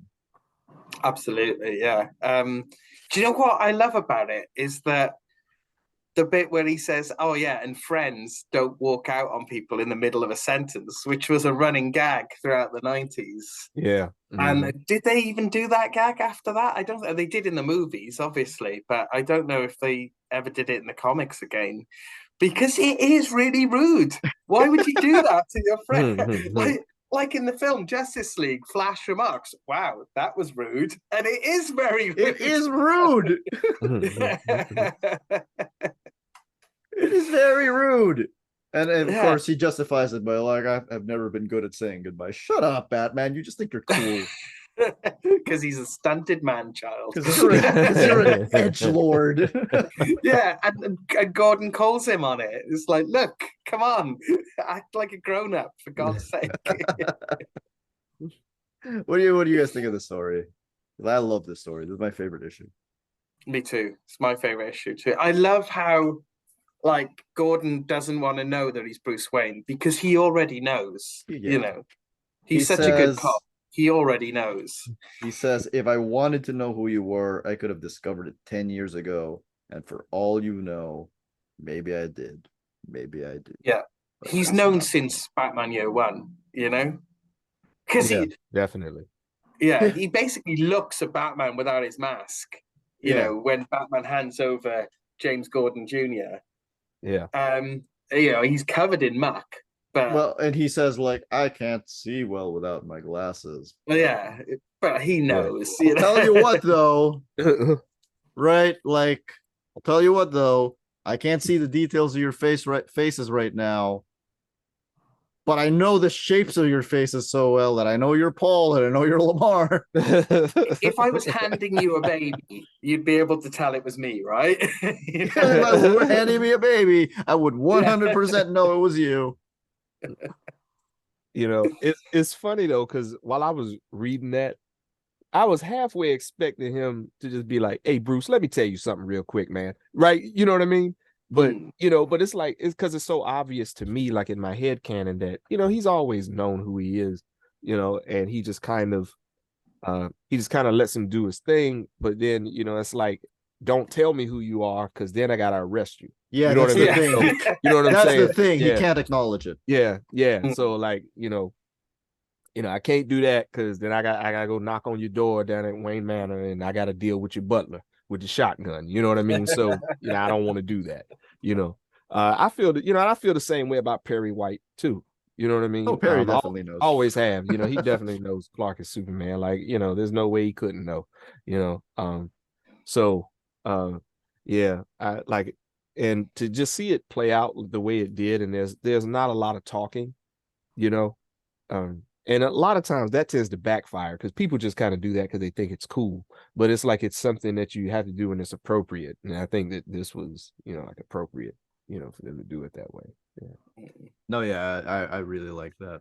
I really like the implication that Gordon is always known, the hammering to the point that he's an excellent detective that he would have always known. I mean, maybe there are certain moments in No Man's Land that didn't make him look that smart, but we can overlook that. And you were talking earlier, Paul, about how the previous storyline didn't really have the appropriate art for it. I think this one, as cartoony as it is, does. I also want to call to the fact that there's an episode of the New Batman Adventures where Barbara is gonna tell Jim that she's Batgirl. Do you guys remember this? Yeah, I do. Yeah. And what Jim says is like, stop. You're an adult. Whatever you do is your business, whether or not I approve of it. And in this case, I can't. But I'm proud of you. So he's always known. Yeah, because then he got to walk in his own house and arrest his daughter. You know what I'm saying? So that's exactly what it is. Yes. So it's like, hard day at work. Fix me a cup of coffee. Oh yeah, you coming with me. You know what I mean? That's been the status quo with Jim and Barbara for years, though. So I'm sure that there's a 70s story. There's like a Batgirl backup strip where Batgirl saves Gordon's life and then runs her back to Gordon's house. And Gordon looks on the bedroom and Barbara's pretending to be asleep. And Gordon's thinking to himself, I know your breathing is too rapid for you to have been asleep for, and he's saying this to himself, not to Barbara. I know your breathing's too rapid for someone who's been asleep for like 10 hours or whatever. I know you're Batgirl. I wonder when you're ever going to tell me. And so that's been the status quo for like decades with Jim and Barbara. So it does kind of follow on that he must know Batman as well. Well, this is a universe where Tim Drake at 10 years old figured out that Dick Grayson is Robin. So yes, You know, it's not that hard to figure out, Bruce. Yeah. Volume 4 closes out with a single issue called Assembly Redux. We get our first full-length view of the Joker. We do not the Harley Quinn special, where she makes her own first appearance, is not in these collections. So but she does show up in this one. That's Harley. Harley Yay. was created for the Batman the Animated Series and was introduced to the comics in No Man's Land. Interestingly, she does not actually do much in No Man's Land. Yeah. I think in retrospect, that is surprising. Yeah. But then what can you do with the character as it existed at the time? Because her thing at the time was she's in love with the Joker. She's his hench person. She's a really fun and interesting hench person with an interesting backstory, but she's still his hench person and she's still in love with him. And all that development you got later on hadn't happened yet. So within the limits of what you can do with Harley at the time, that's all they can do, isn't it? I think it's interesting that the introduction of Harley Quinn into the main DC universe coincided with the step away from supervillainy by Poison Ivy. And there's no way this was planned. No, no way. But it's like they were meant to meet. Like we knew that was gonna happen at some point. I just want to call out the art in this one by Paul Ryan and Bill Sienkiewicz. You know, Bill Sienkiewicz going over to these guys is just like, wow, it makes me look at them in a completely different light. What a great looking Joker in that story. It's fantastic. An amazing looking Joker. Also, this Catwoman here. This sequence between Batman and Catwoman. Have you ever read the Catwoman issues? No. Crossed over with this. So he needs her to get this CD, right? She's all the way on the other side of America. He sends her a message saying, I need to talk to you. And then she's like, okay. Or she's in New York or something. And so she makes her way back into No Man's Land to go talk to Bruce. And then Bruce is like, yeah, I need you to get something. It's in New York. You can't act right for nothing in the world. And she's like, you called me back from New York. Have me come here to tell me that you need me to get something in New York. I feel like this meeting could have been an email. Right.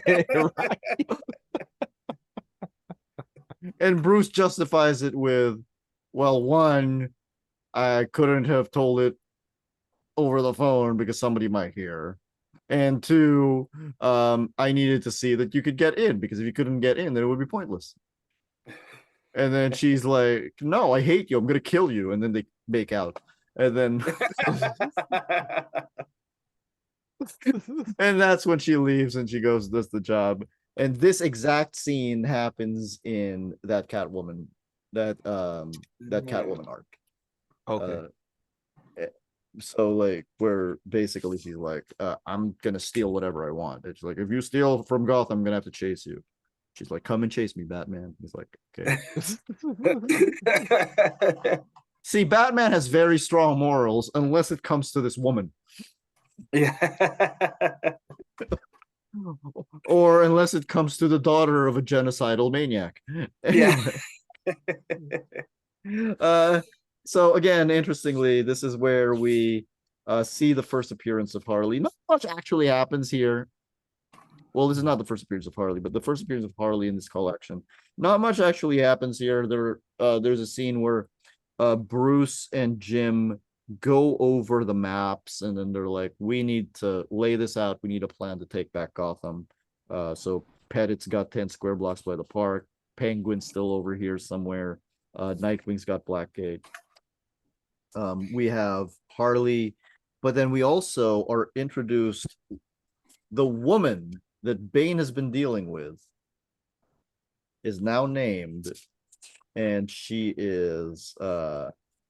basically undercuts the Penguin. So the Penguin at this point,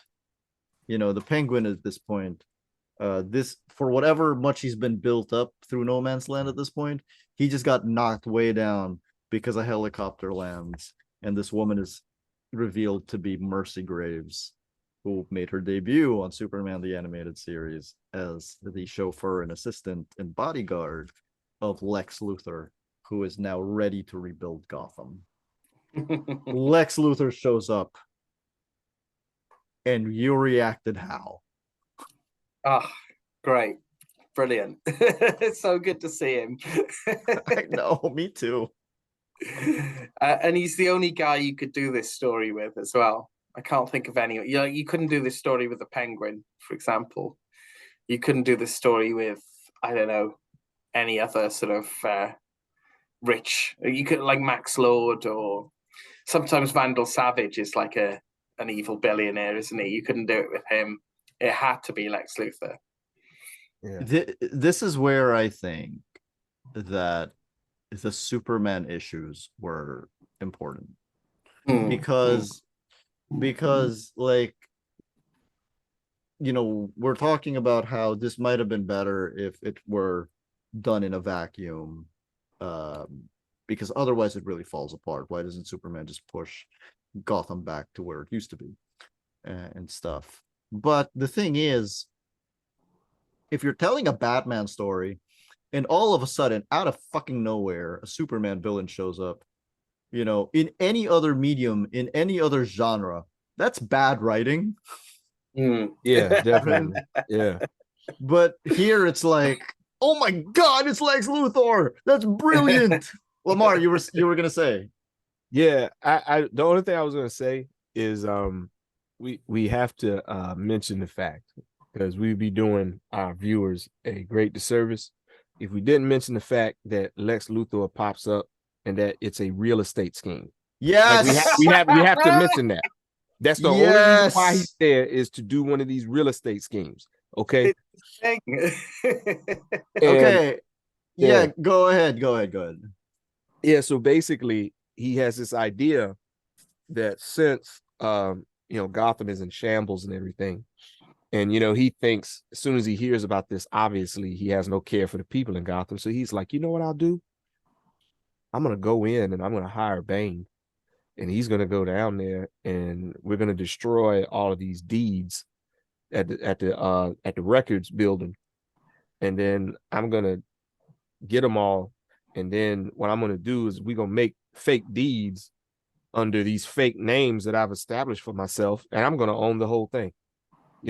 Like, this is the first thing that pops in this dude's head when something like this happens, right? So it just kind of tells you who you're dealing with, right? So his entire involvement, everything he was doing and working through Mercy and all of that, was so that he could run the same real estate scheme that he's been running in multimedia for like 60 years now, right?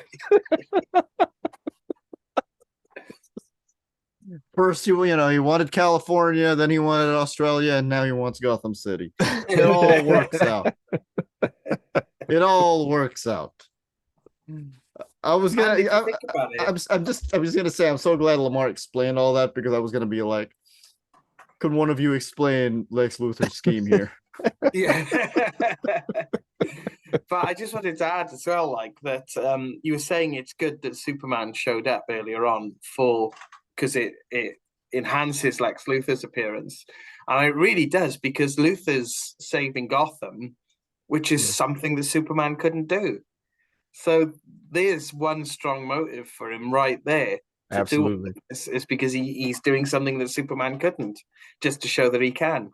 Yeah, because he's got the one thing that Superman doesn't have: money. Yeah. Money and political will. And of course, the moment he starts rebuilding Gotham, so this whole thing, when he rebuilds Gotham, it's such good PR for him that this will eventually help him get elected as president of the United States. Not that presidents of the United States need a lot of good PR in order to get elected. Apparently, obviously. But the moment he starts rebuilding, Bruce actually confronts him and he's like, I don't know what you're planning. This is my city. Get out of here. And at the same time, on one of his construction sites, the Joker shows up with a mallet. It starts killing someone and flat out says, the limelight, how I missed it. And I think after so many issues of No Man's Land is about to reach its end. Finally seeing the Joker is like, out and about is like, well, it's about damn time.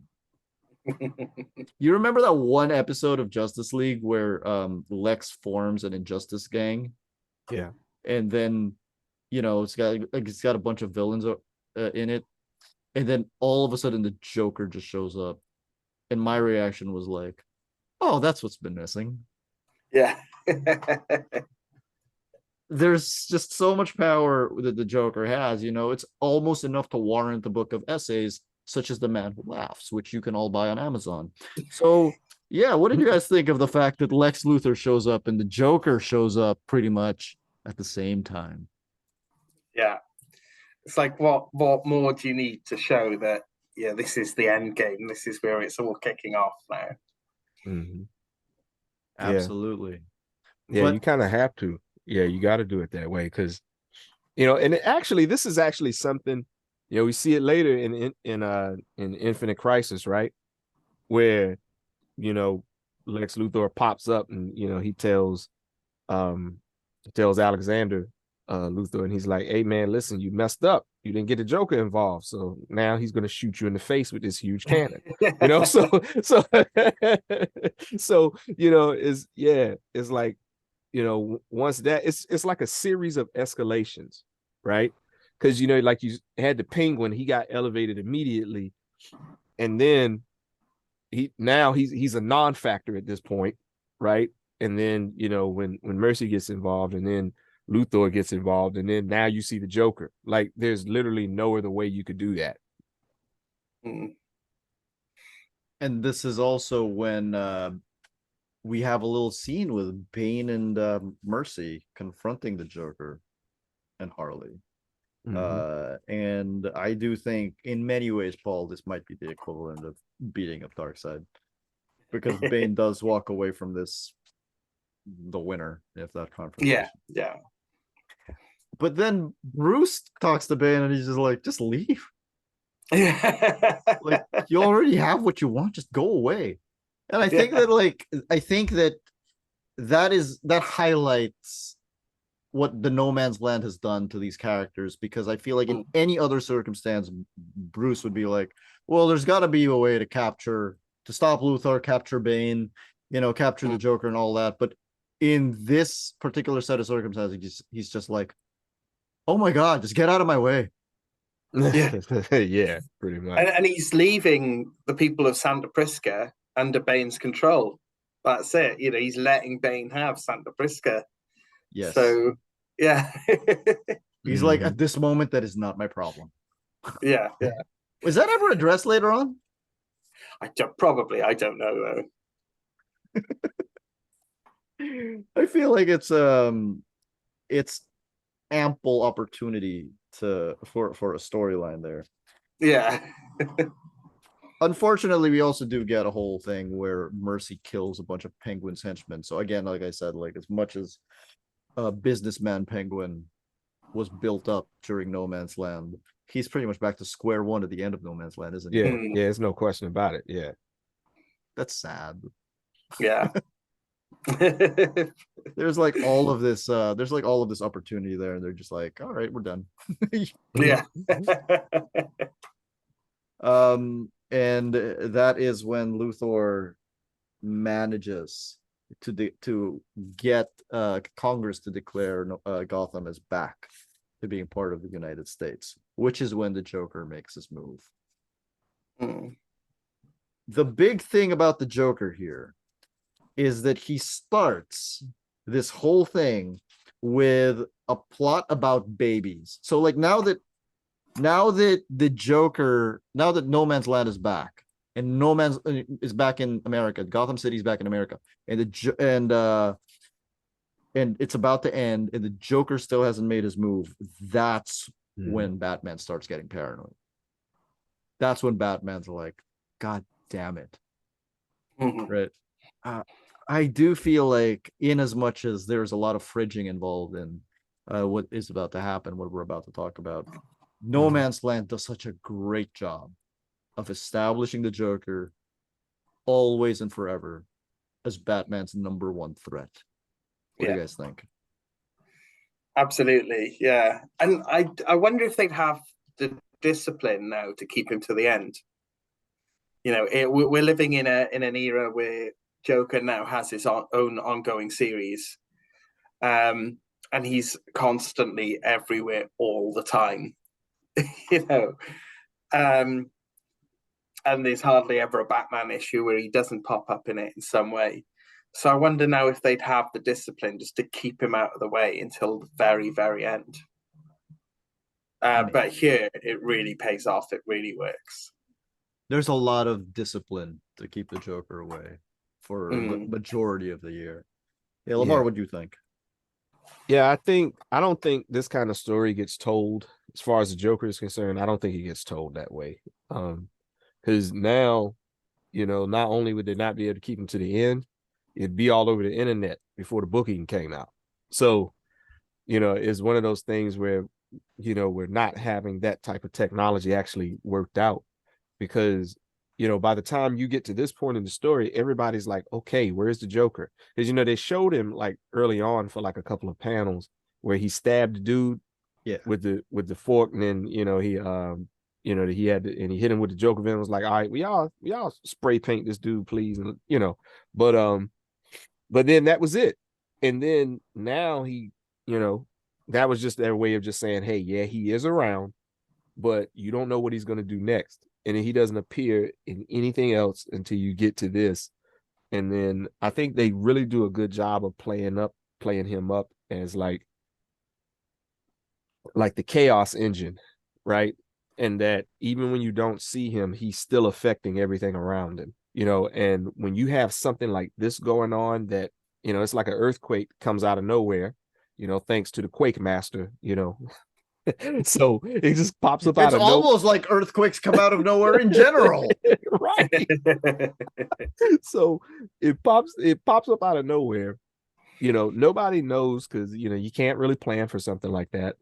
So you're thrown into this whole thing where it's like you're trying to organize all of this chaos, and then you basically have the physical embodiment of chaos, and he just kind of steps around the corner, you know, right when you think you got everything figured out, right? And then here he goes, and it's just like, oh man, are you serious? Like, like now here you are, and it's like, yeah, that's how you do it, you know, because, you know, and it makes sense, because, you know, I mean, you know, his whole thing is like showmanship, you know, and Was it's like showmanship. yeah, like, you know, now it's not, you know, but yeah. Yeah. So, you know, and that and you know, that's what it is. It's like, you know, it's like the extreme case of being fashionably late, right? Yeah. I loved it. Yeah, go ahead. I was just saying that the last time they did that successfully was the beginning of the New 52, and Scott Snyder and Greg Capullo deliberately didn't use him for a year. Right. Death in the Family, Death of the Family. But since then, he's just been bloody everywhere, isn't he? I mean, we had a whole Black Label series where there was 3 of them. Yes. They've even made more. But with the Joker is the one who also gets to the, you know, triggers the whole resolution of the whole Pettit storyline. Yeah. And it basically takes over that whole area that Pettit is holding, the strongmen are holding, which leaves the Huntress to single-handedly fight, like, I'm just gonna say 30 henchmen all dressed up as the Joker.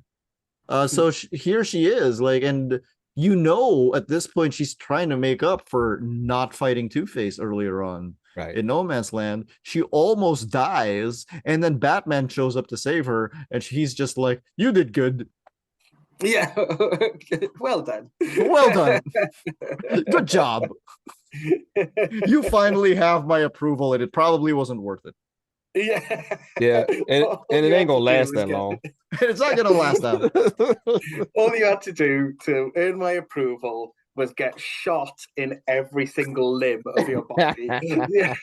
Why couldn't you have done that at the start? It's almost like you were more important now than you were at the beginning of this whole thing. Yes. If you had done that at the beginning of this whole thing, you wouldn't be here right now. Yeah. Batman's such a dick to Huntress. This is a girl who is like, this is his daughter in another reality, but Yeah. like in this reality, he's just such a dick to her.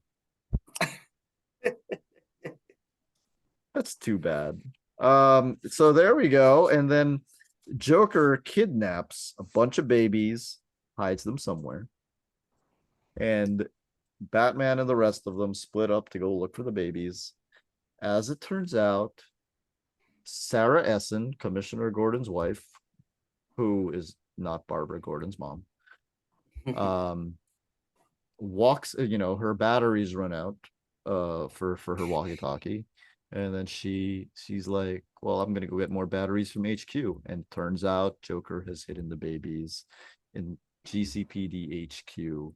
He's holding a baby in his arms, surrounded by all these other babies, and Sarah tells him to freeze, and Joker drops the baby.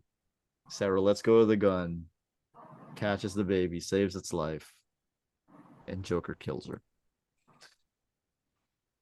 I'm not sure if this was necessary, but it definitely felt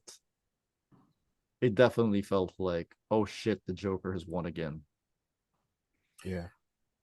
I don't know though, because right, so this whole development, I'm not a fan of it because I think in terms of Jim Gordon's character, it's too much. You can only do too much to a character before it becomes, especially a very human character like Jim Gordon. You can only do so much to them before you, as a reader, are thinking, "Why isn't this man a drooling wreck?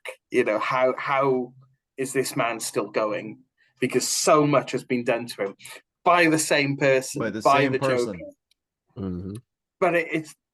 But even though I think they shouldn't have done it, they do it really well, because the detail that I absolutely love is that when the Joker kills Sarah, he's not laughing, he doesn't smile, and he's almost like he's disgusted with himself, the look on his face, because he's realized, because she's not meant to be there, right? The only reason she's there is because her radio runs out of battery.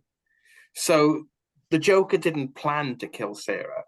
It's almost like she's turned up and the Joker's like, well, I've got to kill you now because I'm the Joker, right?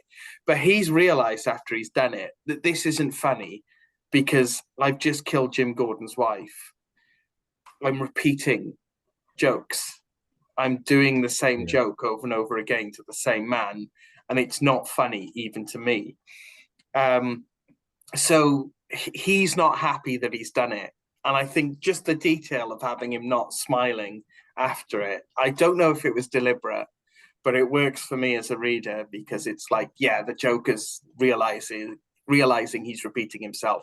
He realizes this isn't funny, and it makes it better later on. The only time he does laugh, is when Jim Gordon shoots him in the knee and cripples him.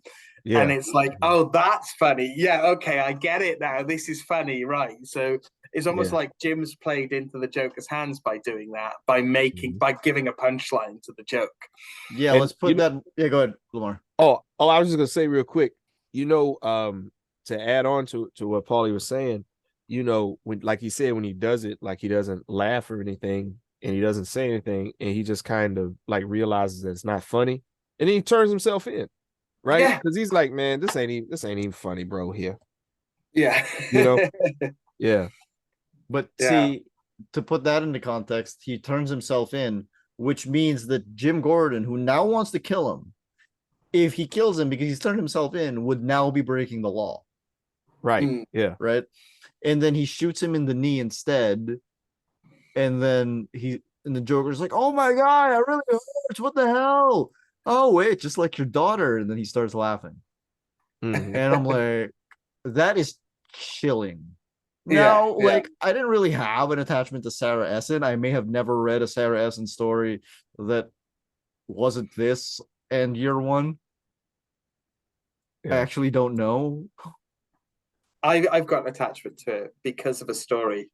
But finish what you were saying first, because Yeah, so like I just think that, you know, at this point in my life, I'm just very well aware of using female characters as, you know, doing terrible things to them to advance the plot of a male character.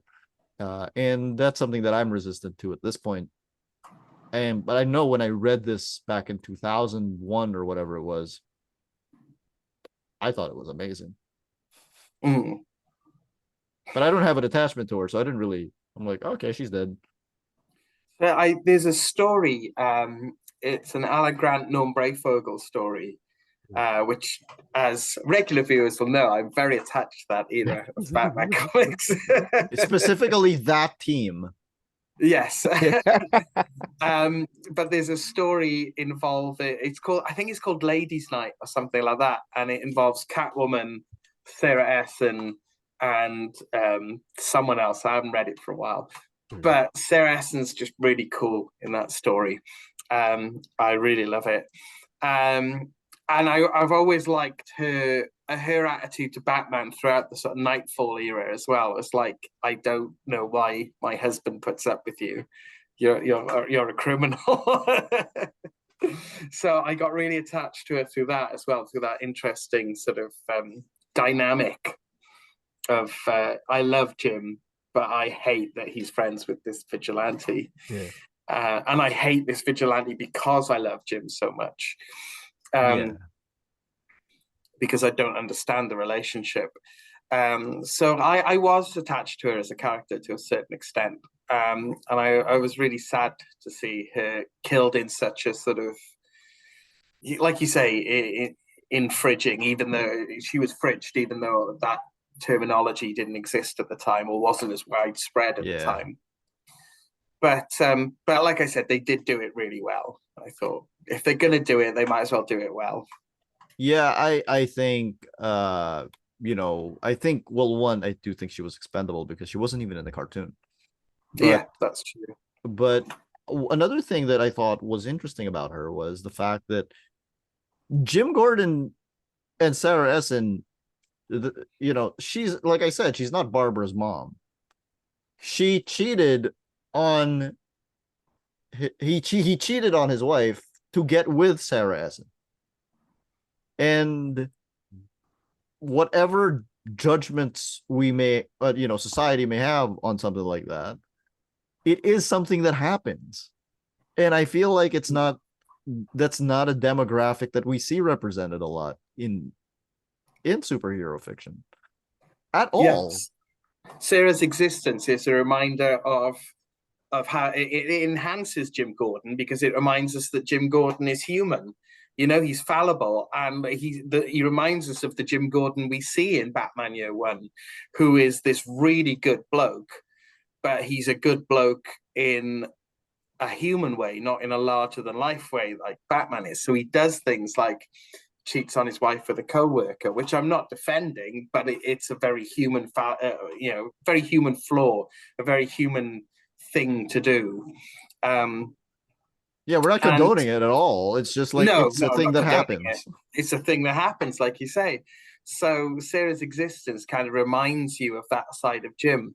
And also, it's worth remembering as well that he's married to Sarah in Dark Knight Returns, right? Yes. So as far as readers are concerned, this is his future wife, you know, or his wife in a possible future. So I imagine that sort of adds to the shock of her death as well. Unless he marries another woman, it's Sarah. Yeah. Yeah, LaMar, you got any thoughts about the killing of Sarah Essen? Yeah, I mean, even back then, I didn't see where it didn't really do anything really to drive the plot forward. There's other stuff they could have done, and it kind of seemed gratuitous to me. And the way that I felt about it was just like, I mean, like, it's the Joker. He's gonna kill somebody. Like he's already done it in the story already, right? Yeah, but why couldn't it be Um, Azrael? Yeah. Hey, you know what? Yeah, I would have been cool with that.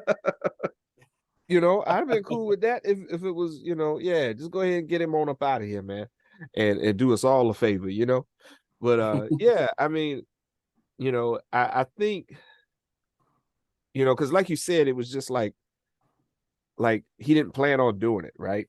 So if he had planned on doing it and like he was just like, if there was a point in the story for him doing it, like he had this big scheme where he drove her there and then got her there and did it, that would be something different. If you're going to do that, that would be somewhat acceptable.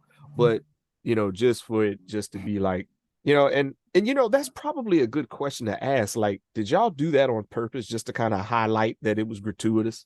Because the scene itself kind of plays out that way. So, if we ever get anybody who did this on the show, maybe we should ask them that. Should have asked Greg Rucka. Yeah. My third guest ever. Wow. That's amazing. Yeah.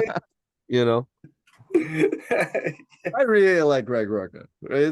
I think that, so definitely, I don't know if No Man's Land was his first Batman gig, but definitely it was my first exposure to Greg Rucka.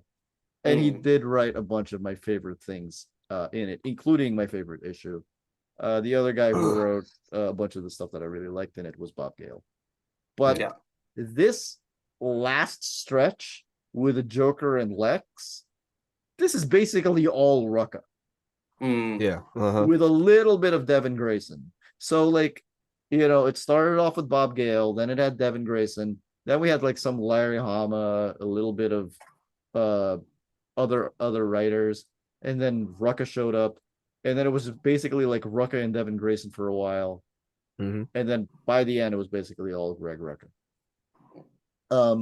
The final issue of this, which I think also surprises me, because this whole last stretch starts with Lex showing up and kicking off his very Gene Hackman-y scheme, which is great. But then the Joker shows up and the whole thing is then about the Joker, right? So this last issue is actually called an epilogue. It's not like the conclusion, it's the epilogue. And in the epilogue, we have Sarah Essen's funeral. We have New Year's Eve, where there's a little subplot as to who Dick Grayson will be kissing at midnight. And we're led to believe it's going to be Barbara Gordon, but it ends up being the Huntress, which is a little weird. And there's finally Batman confronting Lex and basically telling him, I have proof that you forged all this stuff. Then get the hell out of my city. Anyone else feel like Lex was dispatched from this whole thing too easily? Yeah. Yeah. But the damage had been done, or rather, Lex had gained enough from it, as we find out later, because the PR he got from this, that it is named as a factor in him becoming president, isn't it? So yeah. I mean, I think I was just surprised, because I'm like, we had a whole big deal about this. He was the cliffhanger of Volume 4. Yeah. Right. And he doesn't actually do anything. Yeah, it's more setting up, putting ducks in a row for later on, isn't it? Rather than an actual culmination of No Man's Land. But isn't that always the problem with like these big events? They always like a lot of the resolution is really a setup for the next thing. Yeah.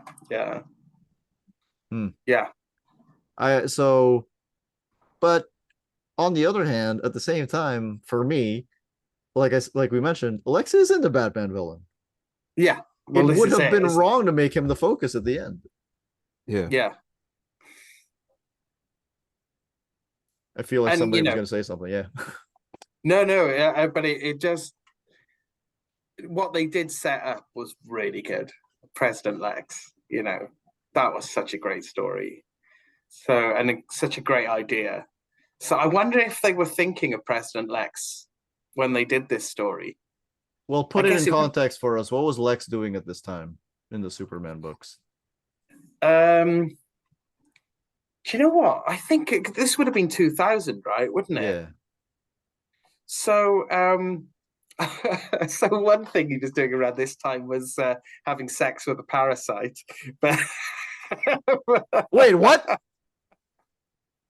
so around this time, there's a storyline where Parasite for like quite a while is posing as Lois Lane, and like Superman doesn't understand why he's feeling so ill all the time and why Lois is being so cold to him all the time.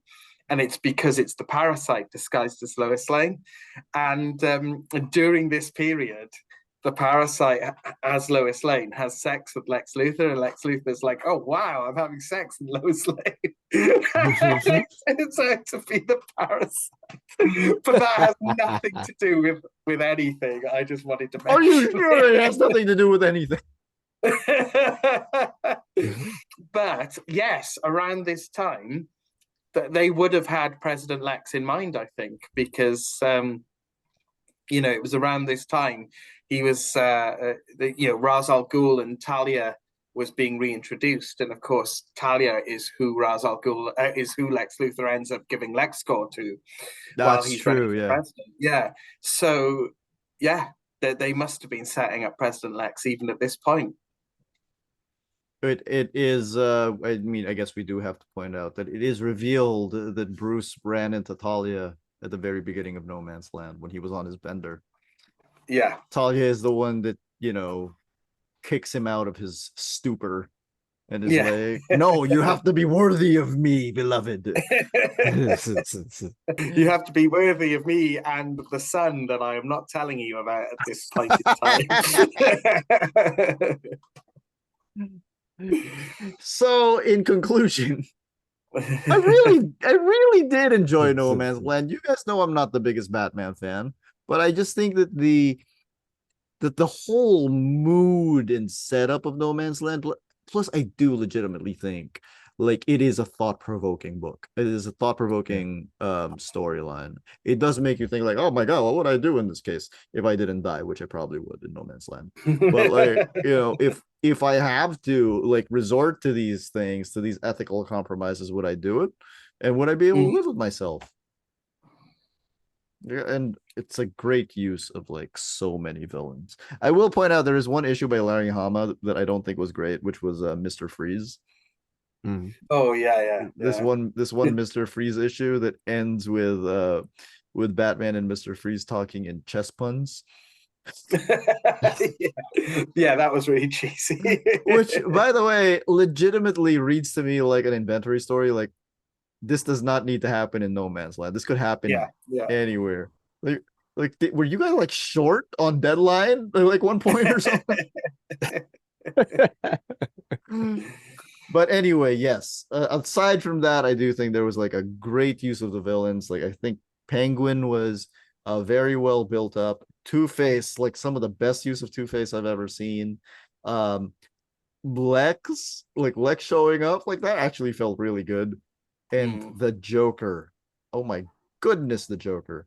Couple of drawbacks: Azrael's costume, it's terrible. I don't like the way Batman treats the Huntress, and I also think it's out of line, and I don't think it's necessary. And we could have killed anyone other than Sarah Essen. But other than that, I think pretty solid story. What do you guys think?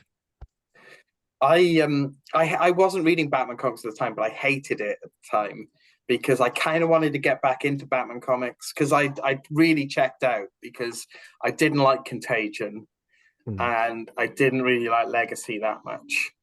So I'd kind of checked out of Batman comics at this point. And but I'm always looking for a way back into Batman comics whenever I check out. So, and I just felt like, wow, this story's still going on. Wow, No Man's Land, how long? And it felt like 5 years at the time it was going on, but it was only a year. It was a year.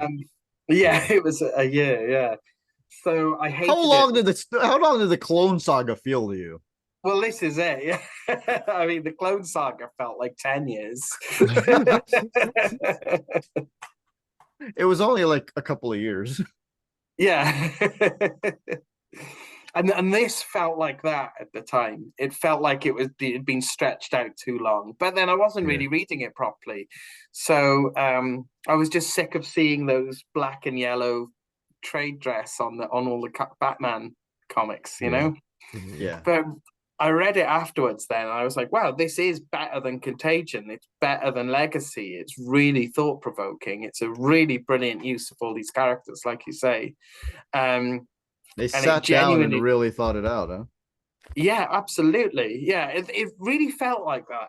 It didn't feel like it was written by committee, which it must have been to a certain extent, but it didn't feel like that. Whereas you read Contagion and you read Legacy, and you can see the joins, you can see that, oh, at this point Robin will do this, and at this point Azrael will go off and do that, and at this point, and obviously that happens in No Man's Land, but it doesn't feel like that because it feels more coherent, and that that proper important things are happening to each character and paying off later on.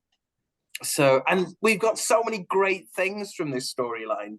Like Arkham City is fantastic and wouldn't exist without No Man's Land. They did a No Man's Land storyline in Gotham, which was great. They did, because they did everything in Gotham. even when it didn't make any sense. I feel like the ending of Dark Knight Rises is Dark Knight Rises, yeah, which is the best Nolan film. Fight me, people. Dark Knight Rises, the best Nolan film. That owes everything to No Man's Land as well.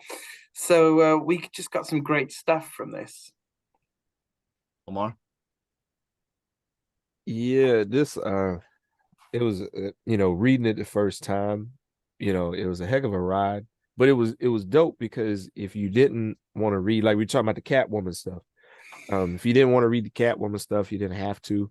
You could if you wanted to, and the story still made sense because of the way that they added that stuff in. And there's some elements of it like we've been talking about here that didn't age all that well, but that's probably because they weren't good ideas to start with. But at the same time, shut up, who's in charge? Say my name. Yeah, but like Paulie was saying, I wouldn't recommend this to somebody as like if you're trying to get back into Batman or just trying to get back into comics or introducing it as a good comic, like for somebody who's never read them. I wouldn't recommend this story because there's a lot happening and it's really expansive. There's other stories to start with, but that doesn't detract from how good the story is and the stuff that they did and everything that came out of it, because there's a lot of stuff that's happening right now that actually comes from the story. And I think that hopefully we gave people perspective on that today, because it doesn't get talked about a whole lot. But it's weird that it doesn't get talked about a whole lot. Yeah. I think it is one of the best long running, what do you call those things? What do you call the Death and Return of Superman? It's not a crossover. Event? No. Yeah, it's one of those character events that it's one of the better ones. Yeah, definitely. It's up there. And I think maybe because like I know Paulie said he didn't like Contagion, right? And there was a lot of people that didn't like it. I think maybe it was because it came on the heels of something like that. That was another type of character-driven event. And when it came time to this, maybe people weren't as enthusiastic about it. I don't know, because like I said, you're gonna dedicate a year of your life to reading a story, like you want it to make it count. Like, so I get that, right? But yeah, if you slept on it back in the day, pick it up, and read it, definitely. Because like I said, I mean, the impact in that story was written almost 25 years ago, and you still feeling the effects of it. That has to count for something, It's really good. I mean, one of the things we didn't even mention this. One of the things that it did was it changed Batman's costume. Yeah. We went from the metal utility belt to the pouch utility belt. And very soon after that, I mean, it doesn't happen in No Man's Land, but very soon after that, we would then get rid of the yellow oval, which I don't like. I like the yellow oval. But we basically get to a closer, we get back to year one in a sense, right? Right. Yeah. He gets his little knickers back, doesn't he? Straight after No Man's Land. Yes. He's wearing his knickers again. Yeah. Yeah. Everyone makes fun of Superman for doing that, but like nobody mentions it makes Batman more doesn't. sense for Superman to wear red knickers than it does for Batman to wear. Although I should say, have you seen recently in the Chip Starsky run of Batman, Batman's falling from space, right, with no protection other than his costume, and this bit's the only bit that's exposed, so he takes his little pants off and wraps it around his face so he can survive falling through the atmosphere, which is brilliant. So he's using his draws to not get affected with his exposed face from the re-entry heat.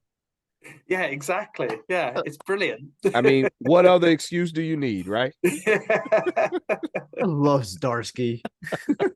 Yeah. All right. Well, let us know what you guys think. Batman No Man's Land. We loved it.